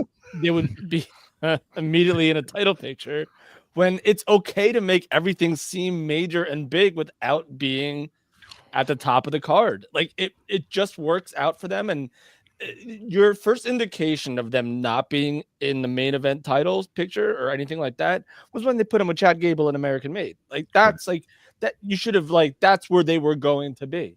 And it's okay. There were evil stables and all different kinds of stables at different points. Not everyone can be the NWO at the top of the card every time. Like not everyone can be DX. The Wyatt Six is a good entertainment value piece for the show, no matter which brand they're on. And I think especially when you start talking about like that supernatural type character, I mean, like I think that mentally it's built in that they can be a threat at any time. Exactly. But they have those other avenues that they're gonna take. I mean, do I see Bo Dallas in the title picture? After WrestleMania, maybe. Yeah, maybe. I don't think it's going to happen that quickly. But you can get there. You can absolutely get there. But that's one of the things I always liked about those supernatural characters, like going all the way back to like Papa Shango. Yeah. Like in my mind, Papa Shango could at any moment have been a threat. And that's what I like about those characters. Taker was always a threat. He was not always in the title picture, but he was always a threat. There's always something something brewing there. So yeah, I think there's still plenty of leg. We're like very, very early into, even though they've had two established programs with American Made and the Final Testament, I think we are a long way away from seeing what this group can actually do. Yeah, hopefully new show, new fresh coat of paint, move towards the top. You guys are nuts. You guys are nuts. Get him out. Send him to AEW. Let him join fucking Brody King. What do you get him out? This has got to be some weird new gimmick that you didn't like run by us. No, I don't give a shit about the Wyatt Six. Ooh, they're all spooky. Ooh, didn't they shoot fucking Chad Gable in the head and then Chad came back next week? Like, I don't give a shit. They never said they shot him in that. He looked like he was shot in the head. I don't care. He came out with a bandage on his head the next week. Yeah, because the bullets are gone. That's it. You know, he's a fucking werewolf. I don't know. They should have shot him in the heart. Whatever. I just don't care. I just don't give a shit about the Wyatt Six. Now, Nikki Cross crawling around, that's a different story. I want to see her and Alexa Bliss like crawling around like the human centipede. That would be fucking aces. I've been in a match with a human centipede. Wait. You were in a match with a human centipede? No, like you fought one? At a match. All right. What wonderful indie talent were in the fucking human centipede? All right. So we got future guest of the show, Sexy Eddie. Of course. Val Venus. Scarlett Bedreau. What's her name? Was she in the front? Because I would be behind her. I don't think so. What's her name? Oh, she's Martina? In the back. She's like eating somebody's man ass. Ugh. Yeah. What's her name? The Moth, Martina. Oh, Matt's favorite one, Moth Session, whatever her name is. Session Moth. Yeah, there you go. There you go. Oh yeah. And then Gigi Dolan and Joey Ryan main evented Joey Ryan's penis party. Well, there you fucking go. Is he still like valleying cars? Beef run. Yeah, be running to the door. Holy shit. Tony clearly doesn't watch WWE, so no, I just don't like the Wyatt Six. I'm sorry, I don't care. Okay, do you care about Cody and Kevin Owens at the Royal Rumble? Fuck yeah, I do. Really, you're still in on this? Yes. Kevin Owens has been amazing, and Cody Rhodes is all fired up because of it. I love this shit. Is it just because of the Winged Eagle belt? Is that it? No, it's because fucking Kevin Owens, he's got his gripe, he's got his bitch, and he's a pain in the ass, and Cody wants to fucking send him away. And the shirts, oh my God, the shirts fucking amazing. Kevin Owens is doing the best work of his career right now, and he's in there with the top guy in the company. Fucking hands down. Great shit. I agree. Mm-hmm. See, I'm not crazy. I like wrestling. All right. How do you feel about the new attitude that is finally showing through on the screen from one Jacob Fatu? Well, it becomes a question of what's going to happen with Solo Sikoa. He seems like dejected that he's not like the tribal chief anymore. And Jacob Fatu, remember when they were talking like between the gangs and they were like, that's why we didn't bring in Jacob. That's why we didn't tap these guys, because they're unhinged, because they're crazy. Let them fucking run with it. Let them run with it. I don't know what it's going to mean for the rest of the leftovers of the bloodline, but crazy Jacob Fatu on a tear, that's good shit, man. Are you surprised to see a Jacob Fatu Braun Strowman singles match on Saturday night's main event this week? Surprised? I'm surprised they went in that direction, but if you're going to make Jacob Fatu a monster, what better than to feed him a monster? You know what I'm saying? Now, do you think somebody has to help Jacob Fatu in this match? No. You think he's going to have Tom Maloa, Tom Matunga, whatever with him? Hikaleo. Oh, the one guy's still hurt, isn't he? Isn't one of them still hurt? Yeah. It looks like Jacob Fatu's destiny is being the challenger and possibly new United States heavyweight champion, because it looks like they're setting up a feud with him in LA Knight. Yeah, but isn't Collarbone still the fucking champ? Yeah, Nakamura's still. Oh shit, Jesus Christ! Yes. Who watches wrestling now? You fuck. I've watched so much wrestling this week, Tony. Oh, here we go. So much wrestling today. TNA had Genesis last night, and then earlier in the week we got the TNA WWE partnership deal. How do you guys feel about that? I dig it. Yep. I dig it. It's nice to see that there's something on paper right now where it says like, hey, you know, these companies are going to be working together. Right now, it's cool that it's just on the NXT level, but you know, as time goes on, you know, there's rumblings that Joe Hendry's probably going to be in the Royal Rumble. Maybe we'll get Masha Slamovich in the Women's Royal Rumble. Go ahead. And part of me feels like this is why they kind of put the pin in Joe Henry's elevation to the top of the card and winning the world title, Matt. Like, I remember how you said that as the bloom falling off the rose of Joe Hendry when he didn't win it the first time. I feel like part of that has to do with all of this developing tidal waves of the relationship between TNA and WWE, and they wanted to make sure that the title was put on Joe Hendry January when all these changes are being made. And like we've said many times on the show, we'd be shocked if we didn't see Joe Hendry in the Rumble, or at least a more vital part of NXT while being TNA champion. Do you think they did that because there's bad blood with Nick Nemeth?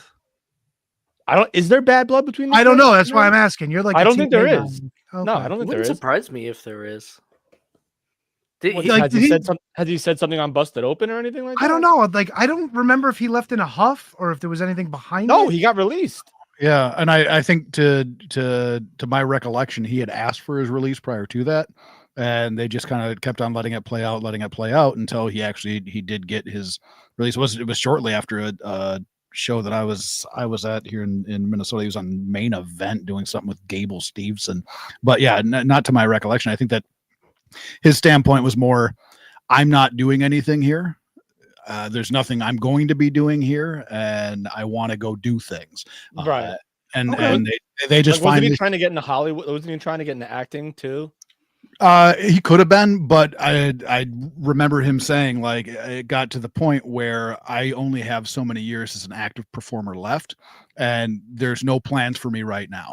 Like, even if I have a contract, there's no plans for me. And he didn't want to just sit around and collect. He wanted to go do things. And so they kind of came to agreement that, like, yeah, we'll grant you the release there. And so he ended up in TNA, and he was kicking the heads off zombies. I was going to say, do you think maybe he told people he wanted to kick heads off zombies, and they're like, we're just going to leave you here under contract so you don't do that, so people don't mock you? Could be. Trying to help a brother out. Well, now he doesn't have a title, so now you know what that makes him. Tony. Do I say it? He's a fucking loser. But he signed a contract extension though, so the TNA stuff is interesting because Brundo was there last night when old PCO fucking destroyed the TNA Digital Championship in the middle of the ring, and then he went on a crazy person rant today on Twitter. Yeah, PCO, not Brundo. No. Emil's face when he was doing that was priceless. Like, what the fuck is going on here? So we probably won't get that PCO Rumble appearance. No, I don't think so. You know, things. If you believe what PCO is saying, it seems like things have taken a turn for the worst without Scott D'Amore at the head. He said the locker room is great. The people that do the wrestling stuff is great, but the big boss person is not getting it done. I mean, there's been a lot of departures from TNA lately, and I'm not saying that they're doing anything wrong, but it does seem to be a shift in the winds in terms of how that company is being run, even though the show Genesis was tremendous and impact on a whole has been tremendous lately. So it's interesting to see. And I'm not, listen, wrestling has been so fucking goddamn crazy lately. I can't even like begin to guess what's a work and what's not. Like WWE works with GCW, AEW works with GCW, TNA works with WWE, TNA. I have no idea what the fuck's going on. So like, I wouldn't be shocked if this whole thing is just not like an angle to either get rid of the digital media championship or just who knows. Yeah, it's a great time to be a wrestling fan. There's so much good wrestling.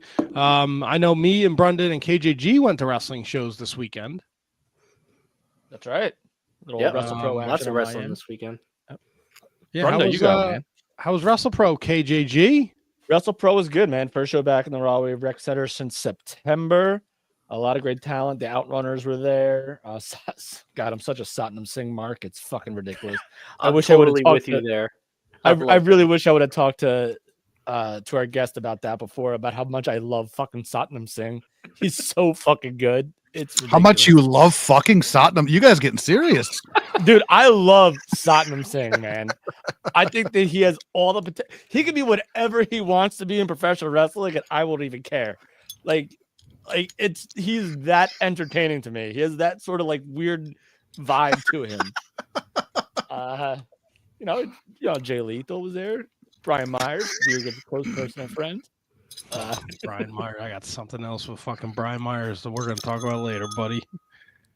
He got mad at me on this weekend. Oh, what'd you do? I didn't do anything, but he just assumes that I still have anything to do with like the music. And when like you rip his music off YouTube, it's very muffled and lower than it is if you just have it sent to you. So I guess that's what they did. They had it ripped off YouTube, and it doesn't sound jacked up, and he doesn't like that.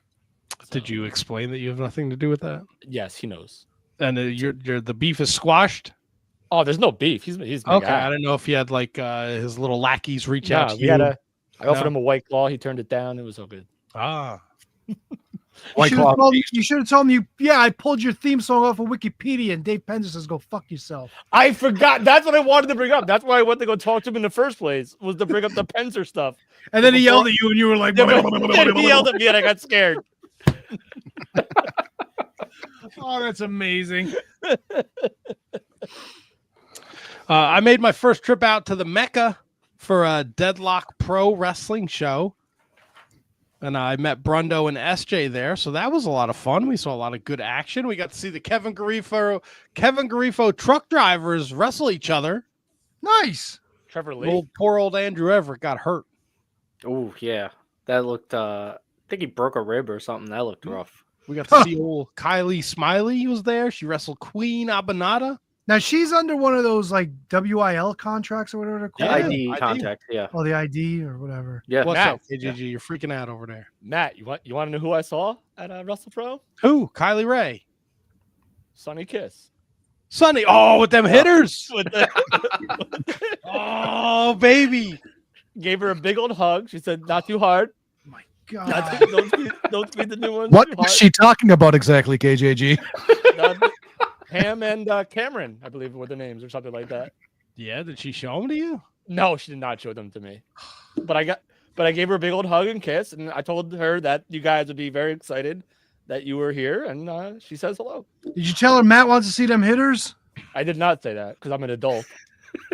I would have. I'll tell you that Queen Aminata, she is better in person. Looks much better in person. Amazing. Now, yeah. Was she substituting for somebody else? Yes, Trisha Dora could not be there. Was Caprice Coleman there too?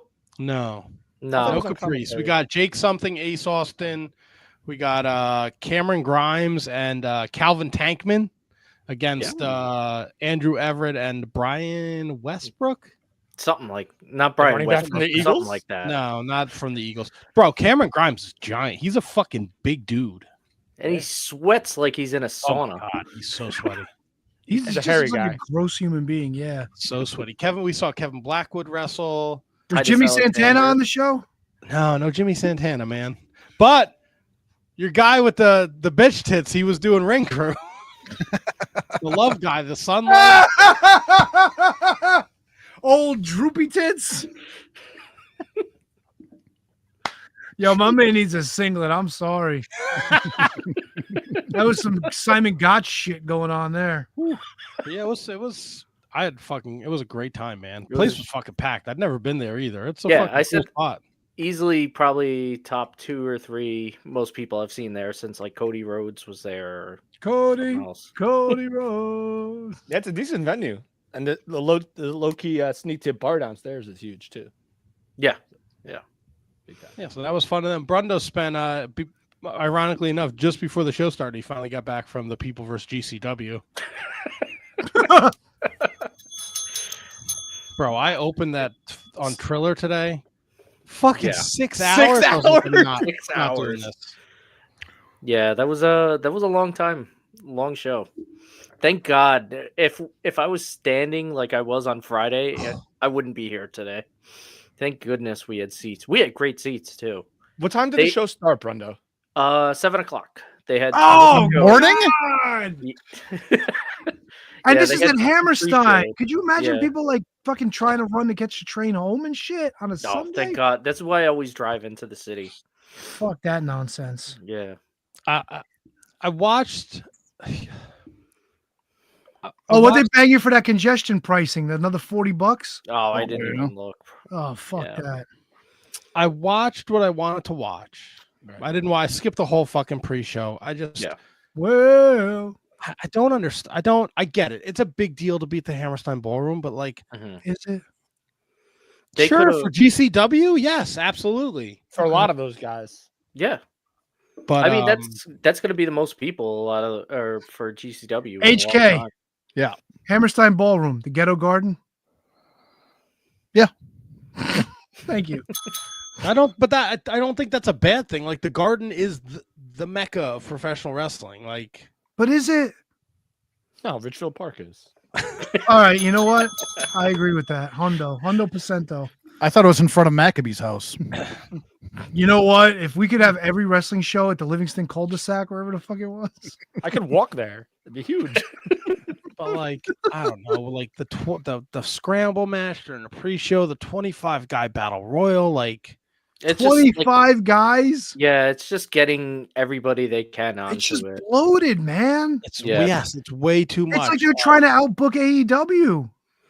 You know, they were doing this unification DLC match for vacant titles. It was supposed to be 6 guys. They added fucking Cyclope, not that Cyclope, a new Cyclope. They added Rin Yamashita. Like, I don't know. Oh, Tony's lover. Oh, Maki Ito was there. Maki Ito. My lover? I don't know. Yeah, I mean, I the love one you Maki Ito, but my lover? Just I mean, like I love shit. her. You know. Yeah. I was right here in Minnesota. The alley catch thing was unfortunate. She fucking broke her leg. Yeah, and people stop fucking crying about the New York State Athletic Commission. If an ambulance leaves, they have to wait for another ambulance to show up in case some other cocksucker breaks his fucking leg in the next match. Easy. Calm the fuck down. No, seriously. Yeah. It's a terrible thing that happened to her. She got the tib-fib compound like Sid did. That's awful. But you need an ambulance there. That's just the fucking rules. That's the way it goes. And if one ambulance goes away, you need another one to show up. So sorry. Maybe that led into like the 6 hours. But if the show wasn't so fucking overbooked, it would have been a drop in the bucket. Bruno, how long did it take in between? It was at least 20, 30 minutes in between. But I mean, there was an injury. They announced, yeah. But so the alley catch injury happened, and it pretty much brought everything to a stop. And I was on the other side, so I couldn't even tell. I thought it was a work at first, but then it wasn't. They sent out Mance to chokeslam Effie through a table. And then they brought the next match out to the ring, but then Emil announced over the loud system, like, they can't start until the other ambulance comes. So it was just the next match was Homicide, Red, and Grim Reaper. Grim Reaper against the 3 jobbers. They should have No, jobbers. No, I'm kidding. They should have sent somebody out there for like a Q&A like they did for us. Well, here's the thing, Tony. After this match, they announced that they're inducting Amazing Red into the Hall of Fame. Why they didn't do that before to kill fucking time is beyond me. Yeah. Well, they had that's on the fly, man. Yeah. That's super tough to judge what to do at that point. I don't know. I didn't watch the 6, man. Like there was things I cared about and things I didn't care about. Alec Price, him and Cole Raddick, they won the tag titles. Awesome. That was rad. That was really good. Violence is forever, HK. Yeah. Alec Price is like my twin brother from another mother. Charles Mason, Richard Holiday in the cage was fantastic. I loved it. Bonkers. Yeah. You know what? That's one of those matches I feel like they could have cut that, and that could have main evented a different show. Yeah, that's fair. Yeah, because they could have cut the ECW original 6-man. Like, yeah, but they could have, but people wanted. Or they to could have see not Jerry. booked after They this wanted shit. to see Like, that. this is nuts. yes, are you talking about like cut time or cut? No, the match just in taking it general? off of there. Like Yeah. GCW does these shows so often where they're telling all these stories. All these matches have stories, except for these like 6-man tag matches that they're just having to have. But even that, they had, the 3 ECW legends for back in a match. Like, I could see why they would want that on Hammerstein. And you're paying these guys. They're like, yeah, I'm sure Tajiri's not cheaper to bring in. No, but don't bring them in. Like, we talked about this every time we saw a GCW thing on social media. They're adding more Violent J, Sabu, PCO, fucking Tom Pestock, Baron Court. That match was awesome. That was amazing, and that Bloodsport match was fucking awesome. Yeah, he got that. He even posted on Twitter. He's like, "I'll be back. I love to be in here." Nice. I love Megan Bain, Atticus Cogar. I love the story that they were telling. Yeah, absolutely. I feel Joey like Tanaka was great. Yeah. The shit with Sabu was so whatever. I'll tell you who's dead to me, Jimmy Lloyd. Oh, fuck that guy. That whole thing was dead to me. Yeah. That's Gotta right be. when you text me is when this shit's still going because on. I still could. I was fucking. I had the shovel because it finally stopped snowing and I had to work this morning, so I shoveled the fucking driveway and stuff. And I come back in and I'm looking on social media and I'm like, oh, we're trying to figure out who Cardona's opponent was going to be. It still hadn't happened yet. Tommy Invincible first, then Microman, then Jimmy Lloyd turns on. It was such a hunk of shit. Yeah, I will say that the live crowd really they went nuts for Jimmy Lloyd. Well, except for me, but and I get it, but I don't know, man. And then Effie beats Manson. It's a great moment, but like at this point, it's like fucking 12:30, 1:45 in the morning. Yeah, I'm surprised they didn't call curfew. Isn't curfew in Manhattan midnight? We thought that. Did we bring that up on the show last week or the week before? Yeah. I've been to plenty of Ring of Honor shows that ended around like 11 o'clock or 11:30, and you had to run right out of there. I don't know. Brundo said it perfectly. He sent a text yesterday, like they're just snake bitten in Hammerstein. Yeah, absolutely. And people hated the people online. I wasn't there. I didn't watch the full thing. People watching like hated it. Yeah, really. And I could see why with that break just killed the flow. They, to their credit, they did everything they could to try and speed up the show. Like when a match ended, they were in there announcing the next thing, and them tearing down the ring and tearing down the steel cage. I've never seen that happen. That's another thing, though. Like the cage got to go up, the cage got to go down, the ropes got to come down, the ropes got to go back up. That takes fucking time, no matter what you're fucking doing. It's true. Yeah, so I gotta watch me some TNA, baby. Yeah, look, I enjoy GCW, but again, like, I don't know, like the hype they put into this Matt Cardona thing to have, like, fart in church. I mean, and I have to look at that fucking idiot Mittens screeching like a little child, like, "Oh my god, it's Jimmy Lloyd! Go fuck yourself!" Wait, was Mittens involved in the show, or you just heard him in the crowd? He was sitting there. I saw him. Stupid orange jumpsuit. He used to come out to the Tier 1 shows. I remember Mittens. He comes out to every show in this area. He was there on Friday too. Walked into me, fucking jerk off. Jesus Christ, Brundo getting heat. Yeah, I don't like if Cardona had just come out and then they played Jimmy Lloyd's music and it was him and he like beat him in like 2 minutes, like that would have been cooler. But like people are fucking tired. It's midnight. You think it's gonna be like Ricky Starks or some like big fucking name. Tommy Invincible. Sorry, I don't even know who the fuck that is. Even if you want to do the Microman thing, just cut Tommy Invincible. Sorry, kid. Here's your $50. Go home. But isn't he like a YouTube guy or something like that? Like I don't know anything about GCW storylines, but there had to have been a reason why they brought him out, not just like some scrub. He came out and did like the 5-knuckle shuffle and RKO, and then Cardona beat him. Kevin, I've watched every GCW show except one since Thanksgiving, and there's been zero mention of this guy. Okay, he might be. It might be something else then that I'm thinking of. Because I thought like maybe he was like an influencer or something like that on social media. I could be way off too, by the way. Let's see. He's got a Twitter. He has 0 followers. Let me check Cage Match. Well, that's where Cage Match. He's got in his career he has 10 matches. All right. His first match he beat Giant Santos at ECPW. Who's this? Tony Butterfingers? Tommy Invincible. There you go. Oh, trained by Johnny. He's an ECPW alum. Don't shit on the guy.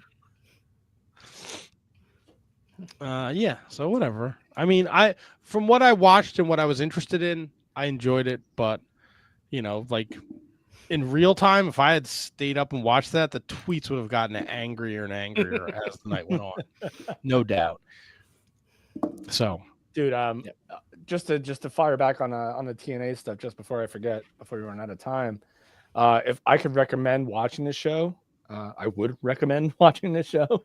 It was tremendous. The crowd was insane. Every match from start to finish was absolutely awesome. And someone who really stood out to me, and it was one of the matches I actually got wrong in the picks, was the Knockouts tag team title matches with Spitfire versus Ash and Heather by Elegance. Yo, Danny Luna is a fucking stud. Like, watch the Germans she gives to the Elegance ladies. Dude, it is beyond insane. She's a stud. She's a hoss. And so is obviously Jody Threat. This match was absolutely awesome. And Genesis was incredible. Joe Hendry obviously winning. Say what you want about the John Layfield and the Ryan Nemeth of it all. Match was good. Joe Hendry is not like your AJ Styles. He's your John Cena. He can have a good match, but it's more about what he presents as opposed to what moves he does, if that makes sense. So dude, this match was from start. Moose Ace Austin from the tag match with Macklin and Eric Young versus the System. Every match on this show was absolutely bonkers, and I would recommend watching it. So there's that. Yeah, could you hear the chants during the Tesla match? Okay, that match was awesome, by the way. I imagine it was, yeah. That match Tesla's was really, really, really wrestler. good. I did not hear those chants when I was watching it, but I saw the tweets about it. So, yeah. But I loved it. That match was great. So whatever. I don't know anything more to say about that, but yeah. I think definitely something I might check out tomorrow because I do have the day off. So the show, I'm very interested to see Santana, Josh Alexander, because I heard that was fantastic. Dude, that was again insane. It was for me. It was tough to if you have an I Quit match and the Clockwork Orange match on the same show, and I believe there's only a 1 match buffer in between them. So that could have I could have seen how maybe people thought that was a little much, but the stories were. Fraxium showed up. Yeah, that's cool. So a lot of NXT Jade, right? Presence. What's that? I said so did Cora Jade, right? Cora Jade showed up, and Ashanti the Adonis, or whatever his name is. He got smushed. Good old smush job by Jake something. That's right. Who should smush everybody? Oh yeah. Yeah. So listen, I love that show. So that's it. And then before we get to homework, just a quick. Does anyone have anything to say about AEW? Samoa Joe, baby. Hell yeah. That got me good. Love that.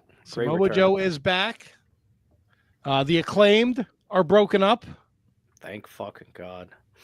Oh God, yeah. Caster got mad at me too, actually. Fucked up a whole lot. I'd rather. You did? No, Max Caster, I had to hand him his microphone when he went out to do his heel rap. And I was handling it from a different spot. And he's like, get over here, you.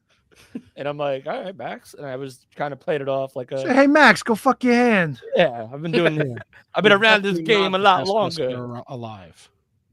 Huh? You're definitely not the best wrestler alive. He's up there. He is definitely not. You're out of your balls. That's right. Speaking of out of balls, can we get a final run on the pay-per-view picks? I know we talked about it earlier. How'd you guys finish up? Brundo went 9-0. I went 7-2, and Handsome Kevin went 6-3. We still love you, buddy. Went 8-1. Yes, you and Tony each went 8-1. That's ridiculous. That is so ridiculous. Hey, great minds think alike. Did we have the same matches though? Yes, exactly the same. Okay. To the T. Damn it. To the T-Donk. To the T-Donk. Mariah May is going to challenge Tony Storm in Grand Slam Australia, which takes place at 4:30 in the morning, Brundo? If you want to watch live, something like 2:30 in the morning. Yeah. And then it'll be on instead of Collision. At this point, it's inside of an elementary school gymnasium. I got an AEW question. What are they calling their show this week on Wednesday? Did I have a special? Let's see. Let's look it up for you, Tony. I hate this. NXT just had New Year's Evil. They just had what was the one before that, Brundo? They had something like a PLE. No, New Year's Evil. No, what was NXT? Yeah, before New Year's Evil was a PLE. Yeah, but but I'm saying they do name their shows too. They do, yeah. Yeah, but not every other show. Listen, NXT maybe every 6 weeks or so they do one. Yeah, but AEW is Which like is fine, fine. man. They got this new deal. They're trying to fucking bring it in. Dynamite this week is just Dynamite, but Collision. Collision is Homecoming. Fuck yeah! As they will be back at Jacksonville. Bailey's place. Yes. Love it. Yes, they will. Love it. Why not? Who cares? MJF Jeff Jarrett. Yeah, baby. Yeah. 2 thumbs up. Oh yeah. 100%. All right. I mean, I could have done without this. I could have done without the slut shaming shit, but other than that, I'm good. I'm here for it. You did not like the Max promo where he said Jeff Jarrett bankrupts every company he's ever in? I don't think he has. It was a joke. Oh. Jokester. So then, no, I don't like it. It is remarkable Kenny Omega missed so much time and he comes back and he has a fucking great match with Brian Cage. Yeah. Yep. And MVP's days are coming down. You know, they're winding down. He said it. Hurts He's getting a little long in the tooth for being a wrestler, but yeah, they it was great seeing him back in the ring though. They quite a squashed Private Party pretty well there. So. Does that mean Private Party beats the Hurt Business next week? No way. Do you think the Hurt Business win the tag titles? It's a Hurt Syndicate. Whatever. Yeah, I agree with KJG. They have to win the titles. They're doing it. They're doing it and doing it and doing it. What the fuck is Private Party doing? They don't even know when they're going to them. They'll be like, now we're going to the back to talk to John Moxley. And next thing you know, it's Private Party. Like, what does that have to do with anything? Because even the production team doesn't give them anything. Like, they're just fucking there. Like, nobody cares. Sorry, Private Party's DOA, man. It's done. You think? Yeah, Matt Hardy should go back to fucking skimming money off of their fucking paychecks. He's TNA Tag Team Champion, bro. Gives a shit. Don't they go into the portal? Yes. I will say this: it's weird that because the the Rascals lost to the Hardys on the pay-per-view, and now they're getting an NXT title shot. It's an expedition, yeah. Oh yeah, I heard you the first time. Scott George said, wrestling outside in 30-degree weather. Book it. I guess it's cold in Jacksonville. Yes. They got a roof, don't they? That's an amphitheater. They have a roof. No, I think it was sides cold. Yeah, I think it was outside and cold when they used to wrestle down there. Yeah, during the pandemic. They had some Chilly Willy days. You get your nipples hard. All right. I like Chilly Willy. Tune in Tokyo. Is there anything else you guys want to cover before we jump into homework? All right. No updates to the death pool. Matt's still in the lead. Woo! That's all I got. Did we before we do homework? Oh. Did we touch on the Royal Rumble being in Saudi 2026? Yeah, we did last week. We did. Everyone's okay with that? Yes, I don't care. We don't care. We don't care what they're doing over there. I mean, it's going to be on at like noon instead of like 9 o'clock. Yeah, probably. And I'm fine with it. Well, this year, I mean, Matt said it. I said the same thing. Matt said it's on at like 6. Yeah. So I like that. Saturday at 6 o'clock, you can watch the Royal Rumble and the UFC fight after. Good. Put the women's Royal Rumble on Raw, and we got something going. They haven't even fucking announced a single person. This is in 2 weeks. There's not a single woman announced yet. That's a great call by you, Brundo. Yeah. Holy shit. Tony Khan's booking the women's Royal Rumble. They've announced like 7 guys for the men's, and they're all like former champions and world champions, and they haven't announced one woman. Because they're probably going to put 15 people from fucking TNA in there too. No, they won't. I like that. Like Rosemary's going to be in there. The Elegances are going to be in there. Both Elegances. Fuck yeah, dude. Danny Lunatic's going to be in there, whatever her name is. Jessica Havoc. She's still around. She'll be in there. No. That's a great question. Can we bring cheerleader Melissa out of retirement? Put her in there too? No, she won't be there either. She won't. ODB. Sure. ODB won't be there. ODB. What about Shakira Biggins? Is she still wrestling? Who? The Biggins, the one that was suing everybody for $1 billion. Oh, Shaniqua. Biggers. Raka Khan. What was her name? Biggers, right? Shanita Biggers. Yeah. Doesn't she have a warrant for her arrest out of like Texas or something? It's Saudi Arabia. Who cares? No, that's next year. Next year. This year it's in Indiana. Kind of the same thing. Oh, tell Vince we said hi. They're a sovereign state, maybe. Just shittier buildings. Indianapolis. No couches at ringside. Hey, does the Market Square Arena still exist, or is that like the Yum Center or some shit now? Well, seriously, does that building still exist? I would imagine so. No. The Yum Center? Yeah, there's a building called the Yum Center. I forget what state. I forget which one got renamed to the Yum Center. It is still there. Yes, it's where it's where the Pacers play the basketball. But there's no wrestling there. Like, isn't that where Hogan lost the title to Andre? Oh, Wasn't it disregard. The no Market longer there. Square Arena was demolished 24 years ago. I'm up on the Indianapolis scene. What can I tell They you? now play at the Gainbridge Fieldhouse. Of course, Game Changer Fieldhouse. It's home of the Pacers, the Indiana Fever, and it hosts the Big Ten hoops and ice hockey, plus Caitlin indoor Clark. concerts. I'm sorry. The Yum Center is now the KFC Yum Center, and that's in Louisville. Scott George. Jeez Louise. Nothing yummy about Louisville. Hey, did any of you guys watch NXT Tuesday just to see what the Corey Graves thing was all about? I Nope. did. I think I watched some of NXT, but not because of that. I watched so much since then that Yeah.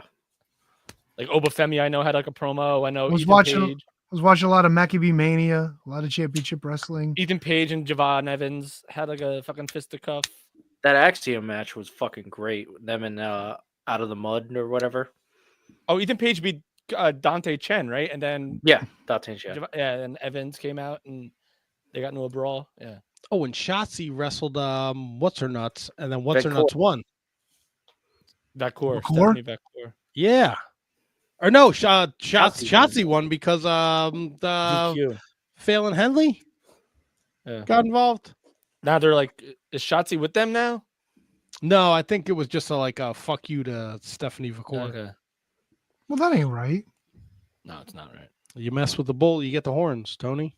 Oh, fuck you and Roosh. Shots. You get the horns. All right, are we ready to talk a little bit of Shining Wizards homework here? Yeah, we could do that. KJG dropped a doozy in our lap Boy, did he. last week. Why did you choose this particular match, KJG? So there really was no reason. Like, it was kind of just like TNA. Like, I've been watching a lot of TNA. I love TNA. And I like now that I have like the TNA Plus subscription that Matt has, and we've been watching it. Going back, I'm like, this is like a forgotten time, not only in like wrestling history, but like in TNA's history in and amongst itself, when Global Force and TNA were at this weird crossroads about like what they were going to be. And was it going to be Global Force full time? Was it going to be TNA? Like, the championships were all sorts of changing and all that stuff.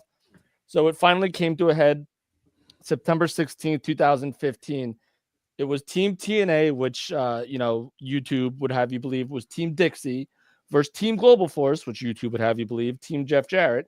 But for total control of the company, it was Team TNA versus Team Global Force in a lethal lockdown match.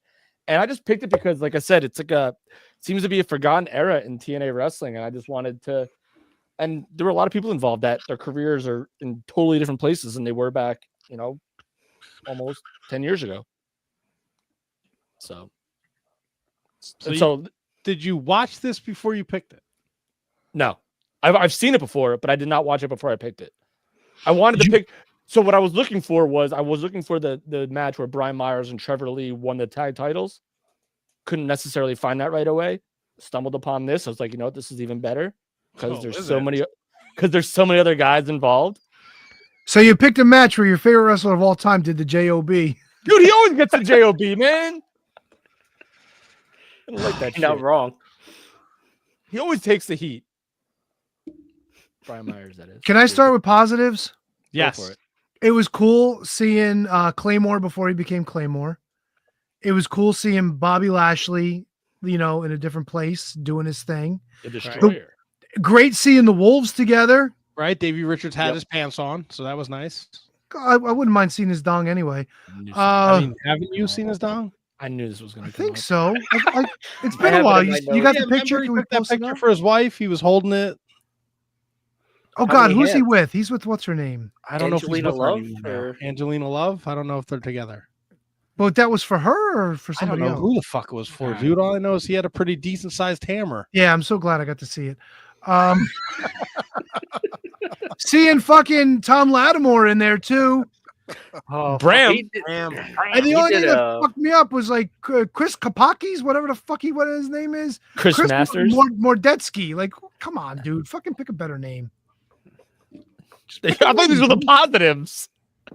No, but it was cool seeing all these guys in there. And Eric, bro, I didn't realize Eric Young how big he was until I saw him around all these like bigger dudes. And he was Sanjay on the Dutt Global- could have done without. But And he was on the Global Force side. He turned on TNA. yeah, they Global kept Force. saying that. Yeah. Commentary made mention of that a few times.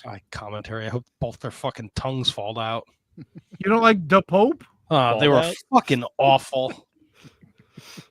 Well, that was my positives. What else you guys got?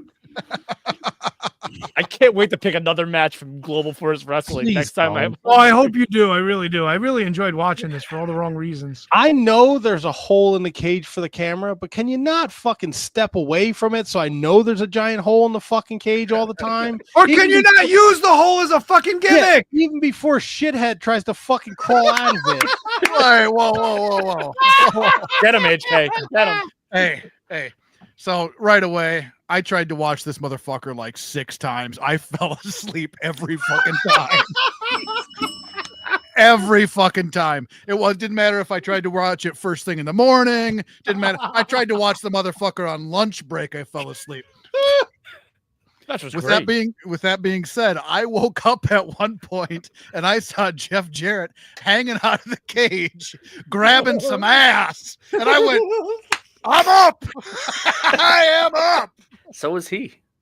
Man, and see, the only thing that like I was waiting for and it didn't happen, because I mean, again, I wake up and what the fuck's going on? Oh, he's grabbing ass. He gets pulled back in the ring. I was wanting him to pull the dress with him. That was the spot I wanted to pull him back in the ring with the dress. You fucking horn dog. Back here if you need me. Ah. This match was great. Brundo. Yeah. Yeah, I mean, I didn't hate it. But Bruno, let me ask you a question. Yeah. Did this feel like there were like big stakes, or did it just feel like 10 guys beating each other up? No, it definitely, I think commentary kind of pushed how much the stakes were for this one. So it did feel like the big match feel, but I gotta say the mystery guy kind of it felt like kind of shitty to me. Bram Like, was a big deal comes in- back then. Yeah, They were pushing bring him hard. They bring him in, and then the match just stops. He doesn't even get to come in and do anything. Yeah, because the roof, the cage has to come lower. down. Yeah. And the commentary team were like, "It's Bram. We're in Delaware." And this was like the Impact days where like they weren't even like at ringside. They're like talking from like a studio. But that's the thing. This wasn't even a pay-per-view match. This was on Impact. Did they even Yeah, it have was. pay-per-views back then? I Or, don't fucking know. or were they on? They were on TV then, They still, had to right? have. Or They had to have. Here's the weird thing, and I didn't feel it fit in this match. By the time Bram got in and they lowered the ceiling, all of a sudden everybody just fucking managed to line up 5 on like facing each other. They do that And then- every War Games match. I hate that. I always Yeah, hate but that it just part. kind of felt like it was like shoehorned in over here, you know? Like it didn't feel like it was natural. Also, like every time there was like a 2-on-1 disadvantage, how is he going to survive the 2-on-1? You know what? At least they did that right, because TNA fucked that up numerous times in the Russo era where they had War Games backwards. It would be the good guys always having the advantage. It never works. Well, I mean, WWE did that at the last War Games, didn't they? Didn't the women's No, match have the... no, that was no. No, they- Are you men's- sure? the I think the men- women's men's match... I think the men's had the advantage. Did they? Really? I think so. I swore it was the women's match. It might have been a women's match. But it is rare, to be fair. Like it is. To be fair, it is rare. To be fair. No, he rhymed. It was a little like cat in a hat there for a minute.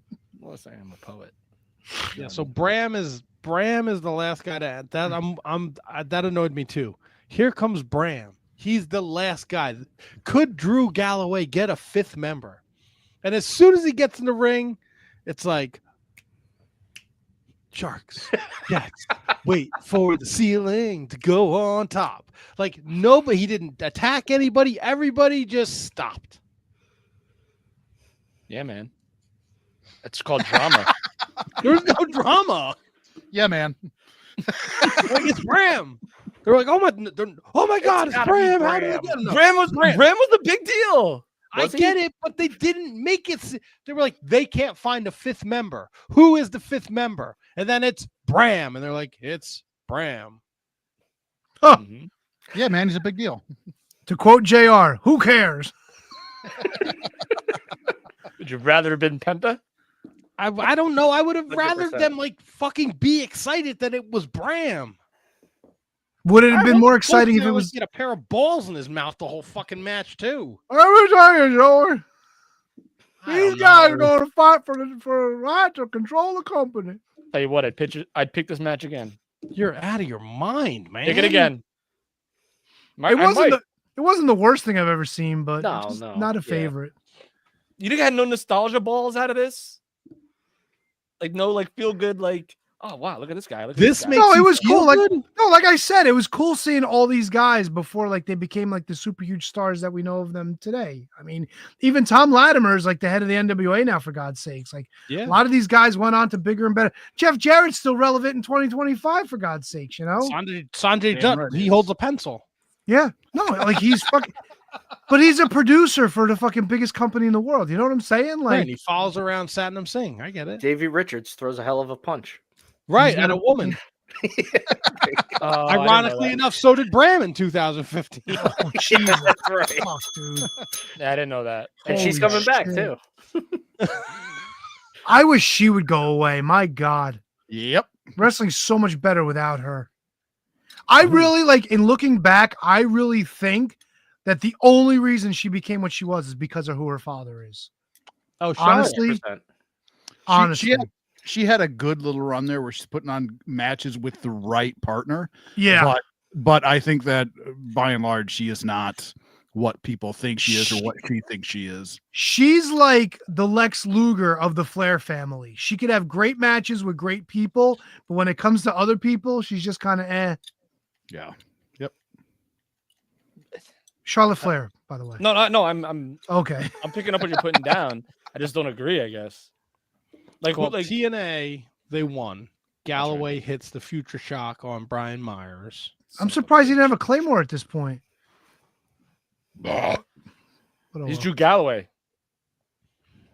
A Glaymore? A I Gaymore? don't know. And then Team TNA celebrates, and Bram is just glaring at them while Jeff Jarrett's fucking crying. Karen's crying. Yeah, it's a very Sanjay Then Right. old fucking wonky eye comes out to celebrate with him. Hey, weren't the Carino brothers the fucking GFW tag champs at this point too? The Heavenly have been. Bodies? I think they were for a while, no? They were definitely the Global Force tag champs, but it may have been they were never on really on Impact ever. It was when they were kind of doing like the house show circuit. I wonder who's good. Let's Was Eli Drake one of the champions there too for Global Force? All He right. was a So te- according yes, to he was. Wikipedia, the only GFW champions were the Bollywood Boys And then and the Good Brothers, right? and Santana and Ortiz. Oh, that's right. I swore that the Heavenly Bodies were They- GF. But I feel like it was like different. Like it was like on like the baseball like stadium shows. All right, yeah, that's were right. on. See, that's where I remember them from. Maybe that's not Or like like they may have been Reality of Wrestling tag team champions. No, they were. They were definitely both though. Okay. Maybe this was before GFW hooked up with TNA or after. I don't know. I don't know. This is what I have. These are your champions. When Yeah, he's- GFW that's ceased to exist, your world champion was Alberto El Patron. That's right. Your GFW next gen champion was a young up and comer named Cody Rhodes. Cody Rhodes. Tag team champions Ortiz and Santana, and your women's champion was Sienna, formerly known as Allison Kay. There you go. I wonder what she's up to lately. Who? Allison Kay. She has a podcast with what's her nuts from Marty Bell. Oh shit! What the fuck is their team name? For God's sakes, The Hex. Just saw it. the Yeah. Hex. That was it. Thank you. But she has a podcast with the Blade Pepper Parks girl. The What's her bunny. name? Allie. Yeah, the bunny. Yeah. Oh, Alley Catch, Alley Rex. Tyler Rex. The bunny. Is she Rex still under Titus. Wait, are any of those guys, the Butcher, the Blade, the Bunny, they're all still under contract or no? Butcher is. Blade is hurt. Yeah, he's Bunny- doing stand-up not. comedy now. Look at Yeah, his shirt. no, Bunny's not. Huh. Well, alrighty then. So that was our homework from KJG. No, that's fine. I gotta give it up. Yeah, It's look. fine.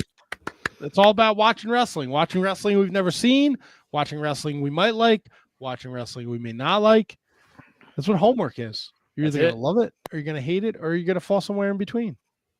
But you This still is the got to do beauty it. of it is we're all different. We all like different things. So Speaking of different things, isn't Handsome Kevin up for his homework? he is. Oh, no. Did you come prepared? I did. I have two options. I'm having a hard time picking between the two options. Option two. Oh boy, option two. Yeah. Tony, I was actually going to defer to you and say, This is why I answered. Of course. I you're a bro. You're a real bro, Tony. Yeah. Always a Defer to bro. him about picks. So we are going to go back to 1993, November 20th. Loser. Anybody with me yet? Yeah, yeah, 1993. yeah. And we are going to watch. Come on, the main event of the Battle Bowl. Oh God, it's not where I thought you were going. Where did you think I was going, Tony? I thought you were gonna go maybe something with like Yokozuna, some shit like that. I thought about that, but then I What started was, thinking. what was option one? No, I'm saving option one. Yeah, now. save option one. Yeah. Okay, Save it. that's fine. Yeah. That's fair. We were watching the main event of the Battle Bowl. Battlebowl 1993 in November. Which is a 16-man battle royal. Yeah. You're damn right it is. There you go. Look, I don't feel so bad about my pick now. Hey, I like battle royals. I like the participants. I'm in on it. I was about to go pick the GCW 25-man. No, God, no. Hey, it had Crowbar in it. It was fun. Dude, it started out with 25 guys in the ring. That's the way every party starts, KJG. Attaboy. All right. And this is I'm assuming this is available on the cock. It is available on the cock. All right. That's it. Yeah.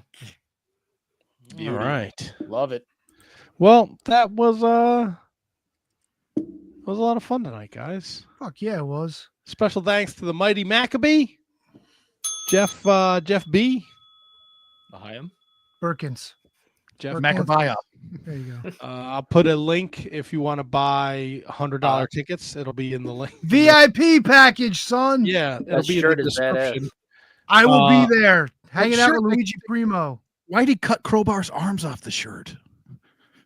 It's a great question. so he could beat him easier. That's Yeah. a good point. Good point. That is a weird. Yep.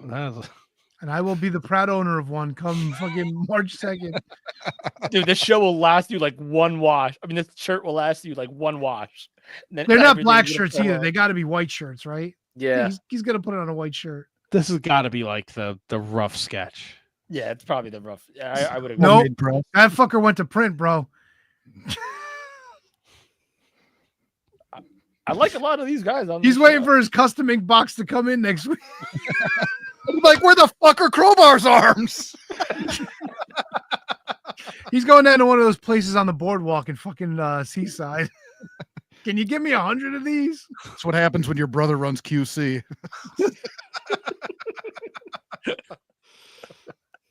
Well, My special God. thanks to the Mighty Maccabee. We'll include a link in the show description if you want to buy some tickets. We will be there March 2nd in some You can capacity. take out a loan to get some tickets to the I'm show. buying them at the door. I'll fucking walk up. They got a second Thanks mortgage. again to fucking the Mighty Jackabee as well for joining Of us. course, hand job Kyle at Apron Bump every Wednesday. The latest episode features our very own KJG and Brundo, so check that out. We got Dr. Redacted next week. That's going to be amazing too. I can't wait. Joining us, we'll have homework to talk about from HK, and Tony will be assigning us homework. And I think that's it, right? Oh, we didn't decide how are we doing the tiebreaker for these picks. We're not. We both won. No. Yeah. Sudden What do you death. mean no?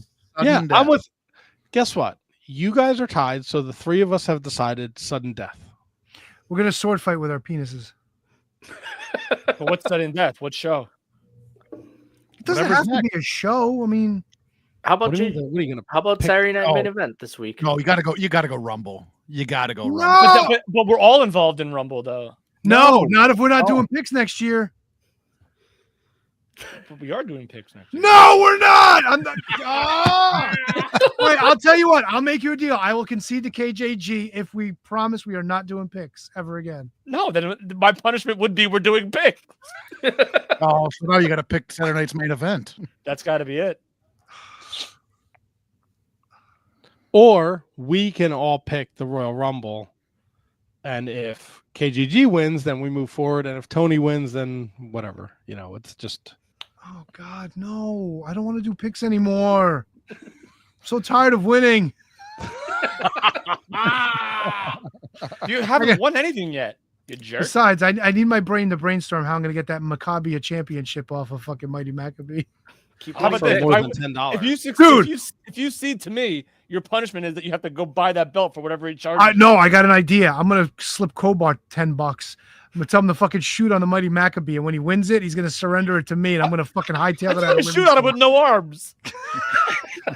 He's got legs. It's all legs. Hit him with that fucking no-look moonsault. I got you, bro. I All right, we'll appreciate figure it out by next week. How about that? We'll figure it out. Oh my God. And with that, we fucking cue the music. Good Lord. This has been a production of the Shining Wizards Network. For everything Shining Wizards, visit shiningwizards.com. And don't forget to listen to all the great shows of the Shining Wizards Network. Special thanks to those that support the Shining Wizards. Executive producer Manny Kratzo, Mike Peterson, producers Kate Hensler, Mac Garifo, High Five Tom, Ryan Schlong, Al Day, William Mercier Jr., Kathy Hummer, Michael Hammond, Keith Parker, Scott George, Jesse Elwell, and Emily Brock. Thank you all for supporting the Shining Wizards Wrestling Podcast. Patreon.com/Wizards Podcast. Good.